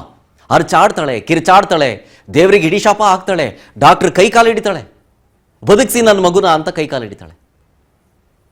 ಈ ವಿಚಾರ ಗೊತ್ತಾದ ತಂದೆ ಪ್ರವೀಣ ಊರಿಂದ ಬರ್ತಾರೆ. ಏನಾಯಿತು ಅಂತ. ಪ್ರವೀಣ್ ಅವ್ರಿಗೆ ಈ ಅಕ್ರಮ ಸಂಬಂಧದ ವಿಚಾರ ಎಲ್ಲ ಗೊತ್ತಿತ್ತು. ಅದಕ್ಕೆ ಡಿವೋರ್ಸ್ ಕೂಡ ಅಪ್ಲೈ ಮಾಡಿದ್ರು, ಜೊತೆಗೆ ದೂರನೂ ಕೂಡ ಇದ್ರು ಇವರಿಂದ. ಲಿವಿಂಗ್ ಟುಗೆದರ್ನಲ್ಲಿ ಇದ್ರಂತೆ ಇವರಿಬ್ರು. ಆ ಇಡೀ ಕುಟುಂಬಸ್ಥರಿಗೆ, ಅಂದರೆ ಪ್ರವೀಣ್ ಅವರ ಕುಟುಂಬಸ್ಥ, ಈ ವೆನಿಲಾ ಅವರ ತಂದೆಯ ಕುಟುಂಬಸ್ಥರಿಗೆ ಅನುಮಾನ ಬರುತ್ತೆ. ಮೂಗ್ನಲ್ಲಿ ರಕ್ತ ಸೋರ್ತಾ ಇದೆ, ನನಗೇನೋ ಅನುಮಾನ ಬರ್ತಿದೆ ಅಂತ. ಇವಳು ಹೇಳ್ತಿದ್ಲು, ಪ್ರಿಯಾಂಕಾ ಹೇಳ್ತಿದ್ಲು, ಇಲ್ಲ ಮಗು ಹುಷಾರಿರಲಿಲ್ಲ, ಸೊ ಮಲಗಿಸಿದ್ದೆ, ಮೆಡಿಸನ್ ಕೊಟ್ಟು ಮಲಗಿಸಿದ್ದೆ, ಹಂಗೆ ಕತೆ ಕಟ್ತಾಳೆ. ಬಟ್ ನಂಬೋ ರೀತಿಯಾಗಿರಲಿಲ್ಲ ಯಾವುದೂ. ಪೊಲೀಸರ ಹತ್ರ ಹೋಗಿ ಕಂಪ್ಲೇಂಟ್ ಕೊಡಬೇಕಾಗಿತ್ತು. ಈ ಗ್ಯಾಪ್ನಲ್ಲಿ ಪ್ರವೀಣ್ ಅವರ ಅಕ್ಕನೂ ಕೂಡ ಡಾಕ್ಟರ್ ಆಗಿದ್ರು. ಪೋಸ್ಟ್ ಮಾರ್ಟಮ್ ರಿಪೋರ್ಟ್ ಬರ್ತಿದ್ದಂಗೆ ಅವ್ರಿಗೂ ಒಂದು ಕಾಪಿ ಕಳಿಸ್ತಾರೆ. ಆ ಡಾಕ್ಟ್ರು ನೋಡಿದ್ದು, ಅಂದರೆ ಪ್ರವೀಣ್ ಅವರ ಅಕ್ಕ ನೋಡಿದಂಥ ಸಂದರ್ಭದಲ್ಲಿ ಆ ರಿಪೋರ್ಟ್ನ, ಮಗುವಿನ ಮೇಲೆ ಹೊಡೆದಿದ್ದಾರೆ, ಬಲವಾದ ಏಟು ಬಿದ್ದಿರೋ ರೀತಿ ಕಾಣಿಸ್ತಾ ಇದೆ, ನೀನು ಹೋಗಿ ಇಮಿಡಿಯೇಟಾಗಿ ಪೊಲೀಸ್ ಕಂಪ್ಲೇಂಟ್ ಕೊಡು, ಇದ್ಯಾಕೋ ಇದು ಅಚಾನಕ್ ಆಗಿರೋ ಸಾವಲ್ಲ, ಇದು ಕೊಲೆ ಮಾಡಿರೋ ರೀತಿ ಕಾಣಿಸ್ತಾ ಇದೆ, ಬೇಗ ಹೋಗಿ ಪೊಲೀಸ್ ಸ್ಟೇಷನ್ಗೆ ಹೋಗಿ ಕಂಪ್ಲೇಂಟ್ ಕೊಡು ಅಂತ ಹೇಳ್ತಾರೆ ಅಕ್ಕ ಪ್ರವೀಣ್ಗೆ, ಈ ವೆನಿಲಾ ತಂದೆಗೆ. ಹೋಗಿ ಕಂಪ್ಲೇಂಟ್ ಕೊಡ್ತಾರೆ. ಪೊಲೀಸರು ಆ ಸಂದರ್ಭದಲ್ಲಿ ಆಬ್ವಿಯಸ್ಲಿ ಬರಲಿ, ರಿಪೋರ್ಟ್ಗಳು ಬರಲಿ ಅಂತ ಹೇಳಿರ್ತಾರೆ ಆ ಗ್ಯಾಪ್ನಲ್ಲಿ. ಹಂಗೋ ಹಿಂಗೋ 4ನೇ ತಾರೀಕು FIR ಆದಮೇಲೆ 6ನೇ ತಾರೀಕು ಮೋಹನನ್ನ ಅರೆಸ್ಟ್ ಮಾಡ್ತಾರೆ, ಕರ್ಕೊಂಡು ಬರ್ತಾರೆ. ಆತ ತಪ್ಪು ಒಪ್ಕೊಳ್ತಾನೆ. ಆದರೆ ಪ್ರಿಯಾಂಕಾ ಇಲ್ಲ, ಪತ್ತೆ ಇಲ್ಲ, ಎಸ್ಕೇಪ್ ಆಗ್ಬಿಟ್ಟಿದ್ದಾಳೆ. ಈ ಎಲ್ಲ ಹೈ ಡ್ರಾಮಾ, ಎಲ್ಲ ನಾಟಕಗಳಿಂದ ಇಡೀ ದೇಶದಲ್ಲೇ ಹೆಸರುವಾಸಿ ಆಗ್ಬಿಟ್ಲು. ಎಂತ ನೀಚ ತಾಯಿ ಈಕೆ ಅಂತ. ಸೊ ಹಾಗಾಗಿ ಈ ಮನಸ್ಥಿತಿಯ ಬಗ್ಗೆ ಮಾತಾಡ್ಬೇಕು ನಾವು. ಎಂತ ಸೈಕೋ ಮನಸ್ಥಿತಿ ಇದು ಅಂತ ಹೇಳಿ. ಜೊತೆಗೆ ಈ ರೀತಿಯ ಪ್ರಕರಣ ವಿಚಾರಕ್ಕೆ ಸಂಬಂಧಪಟ್ಟಂತೆ ನಾವು ಇನ್ನಷ್ಟು ಡಿಸ್ಕಸ್ ಮಾಡಬೇಕು. ಈ ವಿಚಾರಕ್ಕೆ ಸಂಬಂಧಪಟ್ಟಂತೆ ಗೆಸ್ಟ್ಗಳು ಕೂಡ ಜಾಯ್ನ್ ಆಗ್ತಾರೆ. ಅವ್ರನ್ನೂ ಕೂಡ ಈ ಕೇಸ್ ವಿಚಾರಕ್ಕೆ ಸಂಬಂಧಪಟ್ಟಂತೆ ಮಾತನಾಡಿಸ್ತೀನಿ ಸ್ಮಾಲ್ ಬ್ರೇಕ್ ಆದ್ಮೇಲೆ. ಈ ಕೊಲೆಗಾತಿ ತಾಯಿಯ ಬಗ್ಗೆ ನಾನು ಮಾತಾಡ್ತಾ ಇದ್ದೆ. ಏನೆಲ್ಲ ಆಯ್ತು, ಹೇಗೆಲ್ಲ ಇತ್ತು ಈ ಕ್ರೈಮ್ ಕಹಾನಿ ಅಂತ ಹೇಳ್ತಾ ಇದ್ದೆ. ಇದ್ರ ಬಗ್ಗೆ ನಾನು ಚರ್ಚೆ ಮಾಡ್ತಾ ಹೋಗ್ತೀನಿ. ನಮ್ಮ ಸ್ಟುಡಿಯೋದಲ್ಲಿ ಗೆಸ್ಟ್ಗಳು ಕೂಡ ಜಾಯ್ನ್ ಆಗಿದ್ದಾರೆ. ಮನಃಶಾಸ್ತ್ರ ತಜ್ಞರು ಡಾಕ್ಟರ್ ಪದ್ಮಾಕ್ಷಿ ಅವರು ಜಾಯ್ನ್ ಆಗಿದ್ದಾರೆ. ಮೇಡಮ್, ಕಾರ್ಯಕ್ರಮಕ್ಕೆ ಸ್ವಾಗತ. ನಮಸ್ಕಾರ. ಹಾಗೆ ನಿವೃತ್ತ ಹಿರಿಯ ಪೊಲೀಸ್ ಅಧಿಕಾರಿಯಾದಂತಹ ಬಸವರಾಜ್ ಮಾಲಗತ್ತಿ ಸರ್ ಕೂಡ ಜಾಯ್ನ್ ಆಗಿದ್ದಾರೆ. ಸರ್, ಕಾರ್ಯಕ್ರಮಕ್ಕೆ ಸ್ವಾಗತ. ಬಸವರಾಜ್ ಸರ್, ಮೊದಲಿಗೆ ನಿಮ್ಮನ್ನೇ ಕೇಳ್ತೀನಿ ಸರ್. ಈ ಒಂದು ಕೇಸ್ನಲ್ಲಿ ಪ್ರಪ್ರಥಮವಾಗಿ ನಾವು ಈ ಕೇಸ್ನ ಒಳ ಅರ್ಥವನ್ನ ಒಂದು ಅರ್ಥ ಮಾಡ್ಕೊಳ್ಬೇಕಂತಂದ್ರೆ ಇದು ವೆರಿ ವೆಲ್ ಪ್ಲಾನ್ಡ್ ಅಂತ ಅನ್ಸುತ್ತೆ. ಯಾಕೆಂದ್ರೆ ಒಂದು ಚಿಕ್ಕ ಮಗು, ಆ ಪ್ರಿಯಕರ ತನ್ನ ಅಕ್ರಮ ಸಂಬಂಧಕ್ಕೆ ಅಡ್ಡಿಯಾಗ್ತಾಳೆ ಈ ಪುಟ್ಟ ಮಗು ಅಂತ ಹೇಳಿ ಐಸ್ ಕ್ರೀಮ್ ವಿಚಾರದಲ್ಲಿ ಟ್ರಿಗರ್ ಆಗಿ ಮಾಡಿರುವಂಥ ಕೊಲೆ. ಬಟ್ ಅದಕ್ಕೆ ಈಕೆಯೂ ಕೂಡ ಸಪೋರ್ಟ್ ಕೊಡ್ತಾಳಲ್ಲ. ಅದಕ್ಕೆ ಇಡೀ ದೇಶದಾದ್ಯಂತ ಈಕೆ ಎಂಥ ತಾಯಿ ಕುಲಕ್ಕೆ ಅವಮಾನ ಅನ್ನೋ ರೀತಿಯಾಗಿ ಮಾತನಾಡ್ತಾ ಇರೋದು. ಓವರ್ ಆಲ್ ಕೇಸ್ ವಿಚಾರಕ್ಕೆ ಸಂಬಂಧಪಟ್ಟಂತೆ ಏನು ಹೇಳ್ತೀರಿ ಸರ್? ಇದು ಅವಳು ಈ ಸ್ವೇಚ್ಛಾಚಾರ ಜೀವನ ನಡೆಸಬೇಕು, ಐಷಾರಾಮಿ ಜೀವನ ನಡೆಸಬೇಕು ಅಂತ ಉದ್ದೇಶದಿಂದ ಇದ್ದ ಗಂಡನಿಗೆ ಬಿಟ್ಟು 18 ವರ್ಷ ಆದಮೇಲೆ ಬಿಟ್ಟು ಬರ್ತಾಳೆ ಇವ್ರ ಜೊತೆ. ಹೌದು ಹೌದು. ಈ ಮಗು ಒಂದು ಅದು ಯಾಕೆ ಕರ್ಕೊಂಡ್ ಬರ್ತಾಳೋ ಗೊತ್ತಿಲ್ಲ. ಆ ಮಗು ಬೇಡಾಗಿದ್ರೆ ಅಲ್ಲೇ ಬಿಟ್ಟು ಬರೋದಾಗಿತ್ತು. ಯಾಕಂದ್ರೆ ಮಗು ಹುಟ್ಟದಾಗಲೇ ಇದು ಮಗು ಕಪ್ಪಿದೆ, ಬೇಡ ಇದು ಕಪ್ಪು ಮಗು ನಾನು ಸಾಕೋದಲ್ಲ ಹಾಗೀಗ ಅಂತಿದ್ರಂತೆ ಗಂಡನಿಗೆ. ಮತ್ತೆ ಅಂತ ಮಗುನ ಯಾಕೆ ತಂದು ಆಕೆ ಬೇಡಾಗಿದ್ರೆ ಅಲ್ಲೇ ಅವ್ರ ಅಪ್ಪನ ಜೊತೆ ಬಿಡಬಹುದಾಗಿತ್ತು. ಅದು ಯಾಕೆ ತಂದ್ರೋ ಗೊತ್ತಿಲ್ಲ. ಅದು ನೋಡಿದ್ರೆ ಅವ್ರ ಅಪ್ಪನು ಕಪ್ಪಿದ್ದ, ಅದು ಅವಳಿಗೆ ಇರಿಟೇಟ್ ಆಗಿರ್ಬೋದು, ಅಥವಾ ಅವನಿಗೂ ಈಕಿನ ನೋಡಿದ್ರೆ ಅವ್ರ ಅಪ್ಪನ ನೆನಪಾಗಿರ್ಬೋದು. ಸೊ ಹೀಗಾಗಿ ಸಿಟ್ಲಿಂದ ಏನೋ ಆಗಿದೆ ಇನ್ಸಿಡೆಂಟ್, ಒದ್ದಿದ್ದಾನೆ. ಆದ್ರೆ ಮನುಷ್ಯ ಅಲ್ಲೇ ಬಿಡೋರು ಅಂತ ಚಿಕ್ಕ ಮಗುಗೆ ಹೊಟ್ಟೆಗೆ ಒದ್ದಿತಾನೆ ಅಂದ್ರೆ ಅದು ಅಬ್ಡಮಿನ್ದಲ್ಲಿ ಸುಮಾರು 400 ml ಇದು ಬ್ಲಡ್ ಕಾಟ್ ಆಗಿತ್ತಂತೆ. ಆಮೇಲೆ ಮೂಗಿಂದ ರಕ್ತ ಬಂದಿದೆ, ಸಫೋಕೇಶನ್ ಆಗಿ ಡೆತ್ ಆಗಿದೆ. ಇದೆಲ್ಲ ನೋಡಿದ್ರೆ ಅವರು ಅದು ಪ್ಲಾನ್ಡ್ ಏನಲ್ಲ, ಬಟ್ ಸಡನ್ ಆಗಿ ಅದು ಐಸ್ ಕ್ರೀಮ್, ಬೇರೆ ಐಸ್ ಕ್ರೀಮ್ ಚಿಕ್ಕ ಮಕ್ಕಳು ನೀವು ಹೇಳೋದಾಗೆ ಅವು ಹಠ ಹಿಡಿತಾವೆ, ನನಗೆ ಅದು ಬೇಡ ಇದು ಬೇಕು ಇದು ಬೇಕು ಅದು ಬೇಡ ಅಂತ ಅಂತಿರ್ತವೆ. ಅದನ್ನ ಇರಿಟೇಟ್ ಆಗಿ ಇವನು ಮಾಡಿದ್ದಾನೆ. ಇರಿಟೇಟ್ ಕೊಲೆ ಮಾಡೋ ಹಂತಕ್ಕೆ ಹೋಗುತ್ತೆ ಅನ್ನೋದು ಡೌಟ್. ಅಂದ್ರೆ ಮಗು ಕಂಡ್ರೆ ಅವ್ನಿಗೆ ಮುಂಚೆಯಿಂದನೂ ಆಗ್ತಿರ್ಲಿಲ್ಲ. ಅದೇ ಹೇಳಿದ್ನಲ್ಲ, ಆಕೆ ನೋಡಿದ್ರೆ ಅವ್ನು ನೋಡಿದ್ರೆ ಬಹುಶಃ ಅವಳು ತಂದೆಯಿಂದ ನೆನಪರ್ತಿರ್ಬೇಕು ಅಂತ. ಸೊ ಹಾಗಾಗಿ ಇರಿಟೇಟ್ ಆಗಿದೆ. ಈಗ ಅವಳಿಗೂ ಅವನಿಗೆ ಗಂಡನ ಜೊತೆಗೂ ಬಾಧಬೇಕು ಅನ್ನೋ ಇಂಟ್ರೆಸ್ಟ್ ಇರ್ಲಿಲ್ಲ. ಮೇಲಾಗಿ ಅವಳು ಅಡ್ವೊಕೇಟ್ ಬೇರೆ. ಅಡ್ವೊಕೇಟ್ ಆಗಿ ನಾ ಏನೆಲ್ಲ ಆದ್ರೂ ನಾ ದಕ್ಕಿಸ್ತೀನಿ ಅನ್ನುವಂತ ಮನೋಭಾವ. ಹೌದು ಹೌದು, ನಿಜ. ಏನೇ ಕೇಸ್ ಆಗ್ಲಿ ನಾನು ಅದನ್ನು ನೋಡ್ಕೊತೀನಿ ಅನ್ನೋ ಹುಚ್ಚುತ್ತಾನೆ. ಅದು ಅತಿರೇಕಕ್ಕೆ ಹೋಗಿ ಈ ತರ ಕೇಸ್ ಆಗಿದೆ. ಆದ್ಮೇಲೆ ನಮ್ಮ ಪೊಲೀಸರು ಅದು ಬೇಗ ರಿಜಿಸ್ಟರ್ ಮಾಡಿಲ್ಲ. PM ರಿಪೋರ್ಟ್ ಬಂದ ತಕ್ಷಣ ಅದು ರಿಜಿಸ್ಟರ್ ಮಾಡಬೇಕಾಗಿತ್ತು. ಅವನು ಅದನ್ನು ತಗೊಂಡೋಗಿ ತನ್ನ ಅಕ್ಕನಿಗೆ ಅಬ್ರಾಡ್ದಲ್ಲಿ ಕಳಿಸಿ, ಅವಳು ಪಡಿಸ್ಟೇನು, ಅವಳು ಅಲ್ಲಿ ಕಡೆಯಿಂದ ಅವ್ರಿಗೆ ಒಪಿನಿಯನ್ ತಗೊಂಡು ಆಮೇಲೆ ಅವಳು ಡೈರೆಕ್ಷನ್ ಪ್ರಕಾರ ಕಂಪ್ಲೇಂಟ್ ಕೊಡ್ಲಿಕ್ಕೆ ಬಂದಿದ್ದಾನೆ. ಕಂಪ್ಲೇಂಟ್ ತಗೊಂಡಿಲ್ಲ ಇವರು. FSL ರಿಪೋರ್ಟ್ ಬರ್ಲಿ, ಬಂದ್ಮೇಲೆ ತಗೋತೀವಿ ಅಂದ್ರಂತೆ. ಆಮೇಲೆ ಇವನು IG ಹತ್ರ ಹೋಗಿದ್ದಾನೆ, ಲೋಕಾಯುಕ್ತ IG ಹತ್ರ ಹೋಗಿದ್ದಾರೆ. ಸುಬ್ರಹ್ಮಣ್ಯ ಅವರು ಸ್ವಾಮಿ ಅಂತ ಅವರಿದ್ದಾರೆ, ಅವ್ರ ಹತ್ರ ಹೋಗಿದ್ದಾರೆ. ಅವರು ಗಲಾಟೆ ಮಾಡಿ ಯಾಕೆ ಕೇಸ್ ರಿಜಿಸ್ಟರ್ ಮಾಡ್ತಾ ಇಲ್ಲ ಅಂತ ಹೇಳೋದು ಜೋರ್ ಮಾಡಿದಾಗ ಆಮೇಲೆ ಕೇಸ್ ರಿಜಿಸ್ಟರ್ ಮಾಡಿದ್ದಾರೆ. ಮಾಡಿ ಅವನಿಗೆ ಅರೆಸ್ಟ್ ಮಾಡಿದ್ದಾರೆ. ಈಗ ಅವಳು ಅಬ್ಸ್ಕಾಂಡಿಗೆ ಇದ್ದಾಳೆ, ಸಿಗ್ತಾಳೆ, ಎಲ್ಲಿ ಹೋಗ್ತಾಳೆ ಅವಳೆಲ್ಲಿ ಎಲ್ಲೋ ಸಿಗ್ಲೇಬೇಕು. ಬಟ್ ಒಂದೇನು ಇದರಲ್ಲಿ ಈಗ ಅವಳು ಅನಿವಾರ್ಯತೆ ಇದೆ. ಈಗ ಇವ ಜೈಲಿಗೆ ಹೋದ್ರೆ ಮುಂದೆ ಒಳ್ಳೆ ಗಂಡನ ಹತ್ರ ಹೋಗುವಂಗಿಲ್ಲ. ಡೈವರ್ಸ್ ಒಂದು ಆಗಿದೆ, ಡೈವರ್ಸ್ ಆಗುತ್ತಾನೆ, ಇವಳು ಹೊರಗೆ ಬರ್ಲಿಕ್ಕೆ ರೆಡಿ ಆಗಲಿಲ್ಲ. ಸೊ ಡೈವರ್ಸ್ ತಗೊಂಡೇ ಹೊರಗೆ ಬಂದಿದ್ದಾಳೆ. ಇನ್ನು ಅಲ್ಲಿನೂ ಗತಿ ಇಲ್ಲ, ಇವನು ಜೈಲಿಗೆ ಹೋದ್ರೆ ನನ್ನ ಗತಿ ಏನು ಅಂತ ತಿಳ್ಕೊಂಡು ಇವಳಿಗೆ ಈಗ ಸಪೋರ್ಟ್ ಮಾಡಿರೋದಕ್ಕೆ ಈಕೆಗೂ ಶಿಕ್ಷೆ ಆಗುತ್ತೆ. ಖಂಡಿತ ಶಿಕ್ಷೆ ಆಗ್ತದೆ. ಯಾಕಂದ್ರೆ ಮುಚ್ಚ ಹಾಕಿದಲ್ಲ, ಕೊಲೆ ಆಗಿದ್ದನ್ನ ಇವಳು ಮುಚ್ಚ ಹಾಕಿದ್ದಾಳೆ. ಸೊ ಖಂಡಿತ ಇವಳಿಗೆ ಶಿಕ್ಷೆ ಆಗ್ತದೆ. ಅವಳು ಪ್ಲಾನು ಮಾಡಿರ್ಬೇಕು ಮೋಸ್ಟ್ಲಿ. ಹೊಡೆಯುವಾಗ ಇವಳದೇ ನೇರ ಪಾತ್ರ ಇರಕ್ಕಿಲ್ಲ, ಬಟ್ ಆದ್ಮೇಲೆ ಅದನ್ನ ಮುಚ್ಚ ಹಾಕೋದು ಅದು ದೊಡ್ಡ ಅಫೆನ್ಸ್ ಆಗ್ತದೆ. ಅದಕ್ಕೂ 7 ವರ್ಷ ಶಿಕ್ಷೆ ಇದೆ. ಸೊ ಹೀಗಾಗಿ ಅವಳಿಗೂ ಶಿಕ್ಷೆ ಆಗುವಂತ ಚಾನ್ಸಸ್ ಇದಾವೆ. ಇದು ಎಲ್ಲರಿಗೂ ಒಂದು ಪಾಠನೇ. ಸ್ವೇಚ್ಛಾಚಾರ ಜೀವನಕ್ಕೆ, ಐಷಾರಾಮಿ ಜೀವನಕ್ಕೆ ಯಾಕೆ ಮರಳ. ಅವನೇನು ಬಡವನ್ ಇರ್ಲಿಲ್ಲ ಗಂಡ, ಅವನು ಒಳ್ಳೆ ಶ್ರೀಮಂತನೇ ಇದ್ದಾನೆ. ಇವನು ಸ್ವಲ್ಪ ಬಿಲ್ಡರ್ ಅಲ್ಲ, ಇವನು ಬಿಲ್ಡರು, ದುಡ್ಡು ಜಾಸ್ತಿ ಇದೆ, ಒಳ್ಳೆ ಹಳೆಯಲ್ಲೊಬ್ಬರು ಬೇರೆ ಅಲ್ಲ. ಇಂಪೋರ್ಟೆಡ್ ಕಾರ್ನಲ್ಲಿ ಅಡ್ಡಾಡ್ತಾ ಇದ್ದ. ಓಕೆ. ಸೊ ಅದು ಅವಳಿಗೆ ಸ್ಟೂಡೆಂಟ್ ಆಗಿಂದ ಅವಾಗಿಂದ ಪರಿಚಯ. ಸೊ ಹಳೆಯ ಸ್ನೇಹ, ಮೊದಲನೇ ಪ್ರೇಮ, ಮತ್ತೆ ಅದನ್ನ ರಿವೋಕ್ ಆಗಿದೆ. ಅದರಿಂದ ಮೋಹಗೊಂಡು ಇದೆಲ್ಲ ಆಗಿದೆ. ಇವ್ ನೋಡ್ಲಿಕ್ಕೆ ಇವನು ಸ್ವಲ್ಪ ಚೆನ್ನಾಗಿದ್ದಾನೆ ಗಂಡನಕ್ಕಿಂತ. ಸೊ ಅಟ್ರಾಕ್ಷನ್ ಆಗಿ ಮತ್ತೆ ಹಳೇದು ರಿಪೀಟ್ ಆಗಿದೆ, ಶುರು ಆಗಿದೆ. ಸೊ ಅದು ಎಲ್ಲ ಅತಿರೇಕಕ್ಕೆ ಹೋಗಿ ಈ ತರ ಘಟನೆ ಆಗಿದೆ. ಇದು ನಿಜವಾಗೂ ಬಹಳ ಪಾಪ ಮಗು ನೋವಿನ ಸಂಗತಿ ಸರ್. ನೋಡಿದ್ರೆ ಕರಳು ಕಿವು ಚೆನ್ನತ್ತೆ. ನಾನು ಅದನ್ನೇ ಹೇಳ್ತಾ ಇದ್ದೆ ಆರಂಭದಲ್ಲಿ. ಈಗ ತಾಯಿ ಮಡಿಲು ಜಗತ್ನಲ್ಲೇ ಸೇಫೆಸ್ಟ್ ಪ್ಲೇಸು ಅಂತ ಹೇಳ್ತಾ ಇದ್ದೆ. ಬಟ್ ಇಂಥ ತಾಯಿಯರನ್ನ ನೋಡಿದಂಥ ಸಂದರ್ಭದಲ್ಲಿ ಏನು ಹೇಳಬೇಕು ಅಂತಾನೆ ಅರ್ಥ ಆಗಲ್ಲ. ಮೇಡಮ್, ನೀವು ಈ ಕೇಸ್ ವಿಚಾರಕ್ಕೆ ಸಂಬಂಧಪಟ್ಟ ಅಂದ್ರೆ ನನಗೆ ಇಲ್ಲಿ ಅನಿಸ್ತಾ ಇರೋದು ಆ ತಾಯಿಯ ಮನಸ್ಥಿತಿಯ ಬಗ್ಗೆ. ಯಾಕೆಂದ್ರೆ ತನ್ನ ಮಗು ತಾನು ಪ್ರೀತಿ ಮಾಡ್ತಾ ಇದ್ದವನು ಕೊಲೆ ಮಾಡಿಬಿಟ್ಟಿದ್ದಾನೆ ಅಂದಾಗ ಆಕೆ ಅರಚಾಡ್ಲಿಲ್ಲ, ಕಿರುಚಾಡ್ಲಿಲ್ಲ, ದೇವ್ರಿಗೆ ಶಾಪ ಹಾಕ್ಲಿಲ್ಲ, ಅವನಿಗೆ ಹಿಡಿದು ಹೊಡಿಲಿಲ್ಲ. ಆದರೆ ನಾಟಕ ಮಾಡುವಂಥ ಸಂದರ್ಭದಲ್ಲಿ ಮಾತ್ರ ದೇವ್ರಿಗೆ ಇಡೀ ಶಾಪ ಹಾಕ್ತಾಳೆ, ಡಾಕ್ಟರ್ ಕೈ ಕಾಲು ಹಿಡಿತಾಳೆ. ಸೊ ಇಂಥ ಮನಸ್ಥಿತಿಯನ್ನ ನೋಡಿದಂಥ ಸಂದರ್ಭದಲ್ಲಿ ತನ್ನ ಮಗು ಮೇಲೆ ಒಂದು ಕಿಂಚಿತ್ತು ಪ್ರೀತಿನೇ ಇಲ್ವಾ ಅಂತ ಅನಿಸ್ಬಿಡುತ್ತೆ. ಮನಸ್ಥಿತಿ ಹೇಳೋಕ್ಕಿಂತ ಮುಂಚೆ ಸರಿ ಇದೆಯಾ ಸರಿ ಇಲ್ವಾ ಅಂತ ಹೇಳೋದೇನು ಬೇಕಿಲ್ಲ, ಅಲ್ಲಿ ಕಾಣಿಸ್ತಾ ಇದೆ ವೆರಿ ಕ್ಲಿಯರ್ ಕಟ್ ಆಗಿ. ಇದು ಸರಿಯಾಗಿ ಆಲೋಚನೆ ಇಲ್ಲೇ ಇರೋ ವ್ಯಕ್ತಿನೇ ಹಿಂಗ್ ಮಾಡ್ಲಿಕ್ಕೆ ಸಾಧ್ಯ. ಆಮೇಲೆ ನಾವು ಮುಂಚೆ ಕೆಲವ್ರಿಗೆಲ್ಲ ಹೇಳೋದು, ಕೆಲವೊಂದು ಕ್ರೈಮ್ಸ್ ಮಾಡ್ತಾರೆ ಆದ್ರೆ ಅವ್ರಿಗೆ ಅದ್ರ ಬಗ್ಗೆ ಅರಿವಿರಲ್ಲ ಅಂತ ನಾವು ಹೇಳೋದು. ಲಾಯರ್ ಇವರು ಅರಿವಿಲ್ಲ ಅಂತ ಏನಿಲ್ಲ, ಏನೇ ಮಾಡಿದ್ರು ಕಾನೂನು ಬಗ್ಗೆ ಗೌರವ ಇರೋ ಎಲ್ರಿಗೂ ಗೊತ್ತು, ಶಿಕ್ಷೆ ಆಗೋದಂತೂ ಗ್ಯಾರಂಟಿ. ಸ್ವಲ್ಪ ಡಿಲೇ ಆಗ್ಬೋದು ಅಷ್ಟೇ. ಆದ್ರೆ ಈಗ ಇದು ಸಂಪೂರ್ಣ ಸಮಾಜದ ಚೌಕಟ್ಟನ್ನ ಮೀರಿ ಮಾಡಿರುವಂತ ಕೆಲಸ ಇದು. ಈಗ ಒಂದು ಮದುವೆ, ಆ ಮದುವೆನ ಬಿಟ್ಟಿದ್ದಾರೆ, ಅದಾದ ನಂತರ ಮಗಳ ಜೊತೆ ಬೇರೆ ಎಲ್ಲೋ ಇರೋದು. ಈ ವ್ಯಕ್ತಿಯ ಇಚ್ಛೆ ಯಾರ ಜೊತೆಗೆ ಬೇಕಾದ್ರೂ ಇರೋದಲ್ಲ, ಅದು ಅವ್ರಿಗೆ ಬಿಟ್ಟಿದ್ದು. ಆದರೆ ಇನ್ನೊಂದು ವ್ಯಕ್ತಿಯ ಜೀವ ತೆಗೆಯೋದು ಮಾತ್ರ ಅವ್ರ ಇಚ್ಛೆ ಅಲ್ಲ. ಅದು ಕಂಪ್ಲೀಟ್ಲಿ ನಾನ್ ಆಕ್ಸೆಪ್ಟಬಲ್ ವಿಚಾರ. ಅವ್ರ ಬುದ್ಧಿ ಕೆಟ್ಟು ಮಾಡಿದಾರೋ, ಬುದ್ಧಿ ಇಟ್ಕೊಂಡೇ ಮಾಡಿದಾರೋ, ಮಾನಸಿಕ ಪರಿಸ್ಥಿತಿ ಸರಿ ಇಲ್ಲ ಅಂತ ಮಾಡಿದಾರೋ, ಏನೇ ಆದ್ರೂ ಇದು ಕ್ರೈಮು, ಅದಕ್ಕೆ ಸರಿಯಾದ ಪನಿಷ್ಮೆಂಟ್ ಆಗ್ಲೇಬೇಕು. ಅದು 6 ತಿಂಗಳು ಮಗುನ ಈ ರೀತಿ ಮಾಡೋದು ಅಂದ್ರೆ, ನೀವ್ ಹೇಳಿದ್ರಿ ತಾಯಿ ಮಡಿಲು ಸೇಫೆಸ್ಟ್, ಇನ್ಯಾರು ಇಮ್ಯಾಜಿನ್ ಮಾಡಕ್ಕಾಗಲ್ಲ. ಈಗ ಈ ತರ ನೋಡ್ತಾ ಇದ್ರೆ ಎಲ್ಲರೂ ಇದೇ ತರ ಆಗ್ಬಿಟ್ರೆ ನಮ್ಮ ಮನೆಗಳಲ್ಲೇ ನಮ್ಗೆ ಮಲ್ಕೊಳಕ್ಕೆ ಭಯ ಆಗ್ಬಿಡ್ತಾರೆ. ಈಗ ತಾಯಿ ಅವನು ಹಿಂಗ್ ಮಾಡ್ತಾನೆ ಅಂದ್ರೆ, ಈಗ ಅವನೇನ್ ಮಾಡಿದಾನೆ ಅವನ್ಗೆ ಗೊತ್ತು, ಎಲ್ಲೋ ಒಂದ್ ಕಡೆ ಏನಾದ್ರೂ ನಾನು ನೋಡ್ಕೋತೀನಿ ಅನ್ನೋದೆಲ್ಲ ಯಾರು ಹೇಳಿರ್ತಾರೆ. ಈಗ ಅವ್ರಿಗೆ ಹೇಳಿರ್ತಾರಲ್ವಾ, ಅದಕ್ಕೆ ಈ ತರದೆಲ್ಲ ಫಸ್ಟ್ ಆಫ್ ಆಲ್ ಅವ್ರು ಮಾಡಿರೋದೇ ತಪ್ಪು.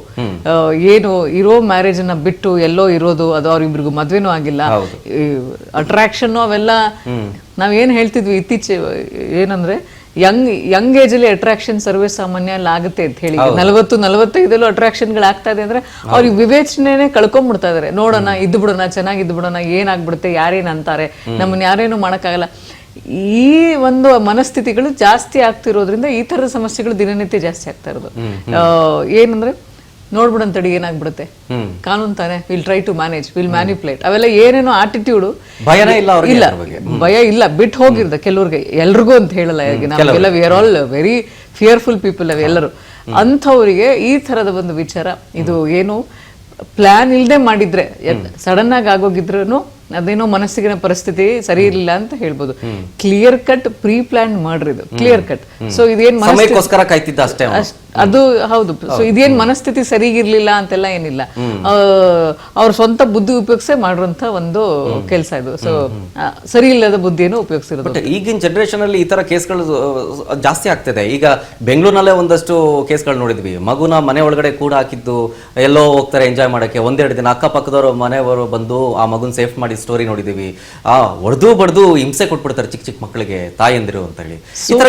ಸೋಷಿಯಲ್ ಮೀಡಿಯಾ ಈಗ ತುಂಬಾ ಸ್ಟ್ರಾಂಗ್ ಇರೋದ್ರಿಂದ ಇವೆಲ್ಲವೂ ಜಾಸ್ತಿ ಇತ್ತೀಚಿನ ದಿನಗಳಲ್ಲಿ ಬೆಳಕಿಗೆ ಬರ್ತಾ ಇದೆ.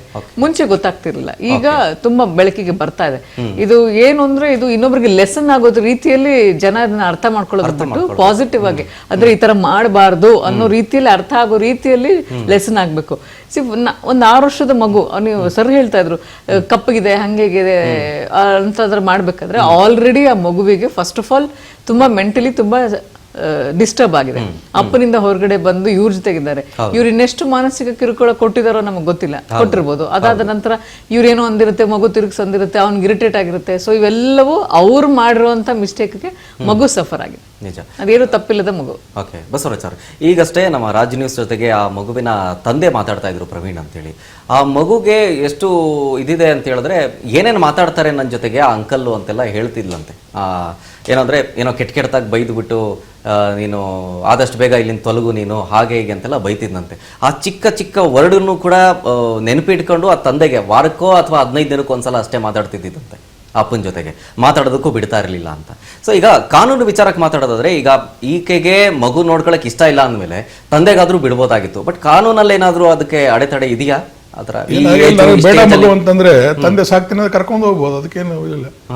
ಈಗ 4 ನೀನೇ ಸಾಕ್ಬೇಕು ಅಂತೇನು ಕಾನೂನು ಇಲ್ಲ, ತಾಯಿನೇ ನೋಡ್ಕೋಬೇಕು ಅಂತ. ಅದು ಚಿಕ್ಕ ಮಗು ಇದ್ರೆ ಅಡ್ಡಿ ಇಲ್ಲ. ಇದು 5 ವರ್ಷದ ಮಗು, 5 ವರ್ಷದ ಮಗು, ಅದು ಅವಳು ತಾಯಿ ಜೊತೆಗೆ ಇಷ್ಟ ಇರ್ತದೆ ಇರ್ಬೇಕಂತ, ಯಾಕಂದ್ರೆ ತಾಯಿ ಒಡನಾಟದಲ್ಲೇ ಬೆಳೆದಿರ್ತದೆ ಮಗು. ಸೊ ಅದಕ್ಕೆ ಅವಳು ಮೋಸ್ಟ್ಲಿ ನಾನು ತಾಯಿ ಜೊತೆಗೆ ಹೋಗ್ತೀನಿ ಅಂತ ಅಂದಿರಬಹುದು. ಹೀಗಾಗಿ ಅವಳು ಕರ್ಕೊಂಡ್ ಬಂದಿದ್ದಾಳೆ. ಬಟ್ ಇವ್ರು ಬೇಡ ಆಗಿದ್ರೆ ಅವಳು ತಂದೆ ಜೊತೆಗೆ ಬಿಟ್ಟು ಬರೋದಾಗಿತ್ತು, ಸಾಕೋದು ಬೇಡ. ಯಾಕಂದ್ರೆ ಆ ಕಪ್ಪಾಗಿ ಹುಟ್ಟಿದಕ್ಕೆ ಅವಳು ಅಂತಿದ್ದಳಂತೆ, ನನಗೆ ಕಪ್ಪು ಮಗು ಆದ್ರೆ ನಾನು ಸಾಕೋದಿಲ್ಲ ಅಂತ ಮುಂಚೆನೆ ಹೇಳ್ತಿದ್ದ ಅಂತಕ್ಕೆ. ಅವ್ರ ಅಪ್ಪನೇ ಹೇಳ್ತಾನೆ, ಕಪ್ಪು ಮಗು ಹುಟ್ಟಿದ್ರೆ ನಾನು ಸಾಕೋದಿಲ್ಲ ಅಂತ.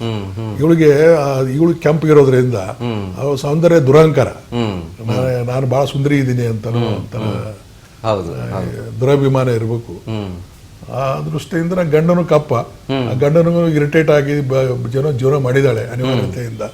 ಮುಂದೆ ವರ್ಷಕ್ಕೂಳೆ ಅದು ಅಲ್ಲಿಂದ ಬೇಡಾಗಿದ್ದು, ಇದು ಮೊದಲೇ ಬೇಡಾದ ಜೀವನ.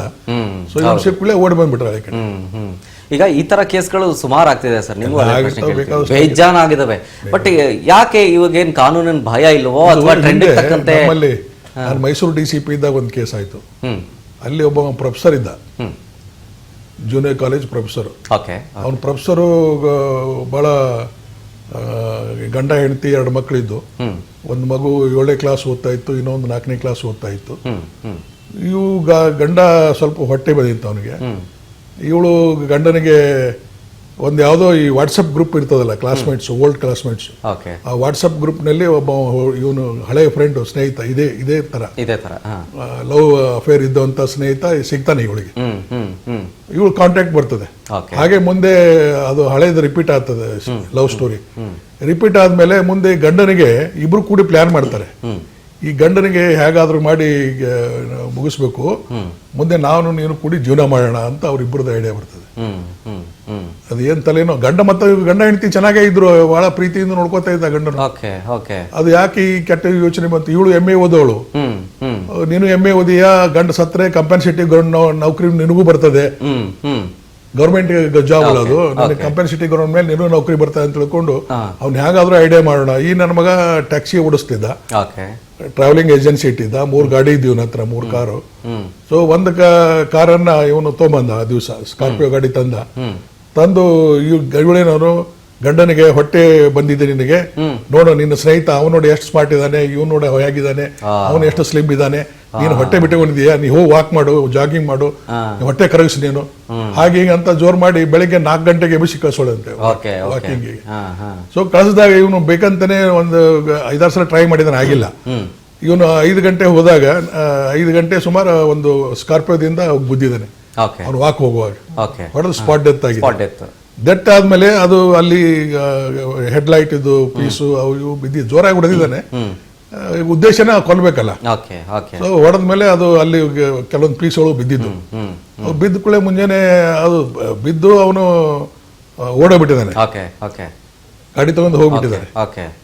ಇದು ನಮ್ಮ ಪೊಲೀಸರು ಬೆಳಿಗ್ಗೆ ಬಂದು ಯೋಚನೆ ಮಾಡಿದ್ದಾರೆ, ಇದು ಎಲ್ಲಿ ಗಾಡಿದು ಎಲ್ಲ ಇದಾವೆ.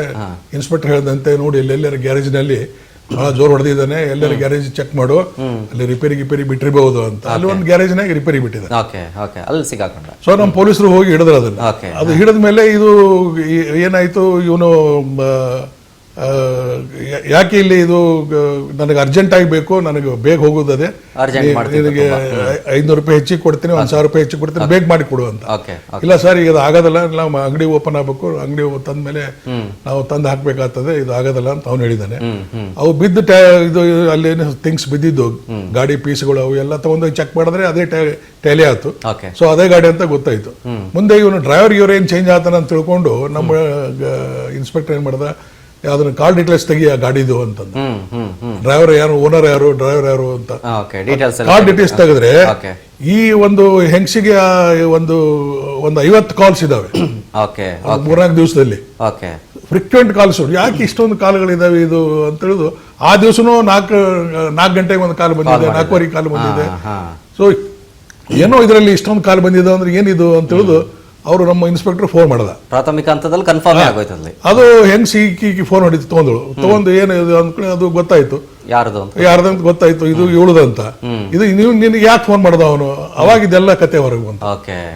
ಉದ್ದೇಶಪೂರ್ವಕವಾಗಿ ಹಿಂಗ್ ಮಾಡಿದ್ದು ನೋಡಿ. ಅಕಸ್ಮಾತ್ ಅವನು ಗಾಡಿ ಅಲ್ಲೇ ಬಿಟ್ಟಿದ್ದ, ಅಲ್ಲೇ ಗಾಡಿ ಇತ್ತು ಅಂದ್ರೆ ನಾವು ಆಕ್ಸಿಡೆಂಟ್ ಅಂತ ತಿಳ್ಕೊಂಡು ಹೋಗಿ ಕೇಸ್ ಮುಗ್ದೇ ಬಿಡ್ತಿತ್ತು. ನಿಜ ನಿಜ ನಿಜ ನಿಜ. ಏನ್ ಸರ್ ಕತ್ಲಿತ್ತು, ಕಾಣ್ಲಿಲ್ಲ, ನಮಗೆ 5 ಗಂಟೆ ಆಗೋಯ್ತು ಸರ್, ಏನ್ ಮಾಡೋದು ಅಂತಂದ್ರೆ ನಾವು ಪೊಲೀಸರು ಹಾಗೆ ಕಣ್ಣು ಮುಚ್ಕೊಂಡು ಹೋಗ್ತಿದ್ವಿ. ಎಸ್ಕೇಪ್ ಟ್ರೈ ಮಾಡಿದಾಗಲೇ ಇದು ಗೊತ್ತಾಗಿದ್ದು. ಸೊ ಹೀಗೆ ಆದ್ರೆ 15 ವರ್ಷ ಆದ್ಮೇಲೂ ಸಹ ಎಷ್ಟು ಪ್ಲಾನ್ ಮಾಡಿದವರು. 15 ವರ್ಷ ಆದ್ಮೇಲೆ ಇದ್ದ ಗಂಡನಿಗೆ ಕೊಂದು ತಾವು ಜೀವನ ನಡೆಸಬೇಕು ಅನ್ನೋದು ಏನು ಅವ್ರ ರೋಗ ಬಂದಿತ್ತು. ನಿಜ ನಿಜ ನಿಜ ಅಲ್ವಾ. ಗಂಡ ಹೆಂಡತಿ ಇದ್ರಾಗ ಸರಿ ಇರ್ಲಿಲ್ಲ, ಜಗಳ ಇದ್ರ ಮತ್ ಬೇರೆ. ಅಲ್ಲಿ ಚೆನ್ನಾಗಿ ಪ್ರೀತಿ ಅಷ್ಟು ಇಲ್ಲ ಅಂದ್ರೆ ಮಾತಾಡ್ಕೊಂಡು ಸುಮ್ಮನೆ ಡಿವೋರ್ಸ್ ತಗೋಬಹುದು. ಇಲ್ಲ ಇವಳಿಗೇನು ಸತ್ರೆ ಇವಳು ಕಂಪೆನ್ಸೇಟಿವ್ ನೌಕರಿ ಬರ್ತದೆ ಅಂತ. ಗಂಡ ಸತ್ರೆ ಸರ್ಕಾರಿ ನೌಕರಿ ನನಗೆ ಬರ್ತದೆ, ನಾವಿಬ್ರು ಆರಾಮಾಗಿರೋಣ ಅಂತ ಗೊತ್ತಾಯ್ತು. ಸೊ ಆ ಉದ್ದೇಶದಿಂದ ಕೊಲೆ ಮಾಡಿದ್ರು. ಇದು ಒಂಥರ ಸಿನಿಮಾ ನೋಡ್ತೀವಲ್ಲ ನಾವು, ದೃಶ್ಯ ಪಶ್ಯ, ಅದು ಅದೇ ತರನೇ ಇದು. ಮೇಡಮ್, ಈ ರೀತಿಯಾದಂತ ಮನಸ್ಥಿತಿ, ಈ ತರ ಮೆಂಟಾಲಿಟಿ ಜನರಲ್ಲಿ ಇರ್ತದೆ. ಹೌದು ಸೀರಿಯಸ್ಲಿ.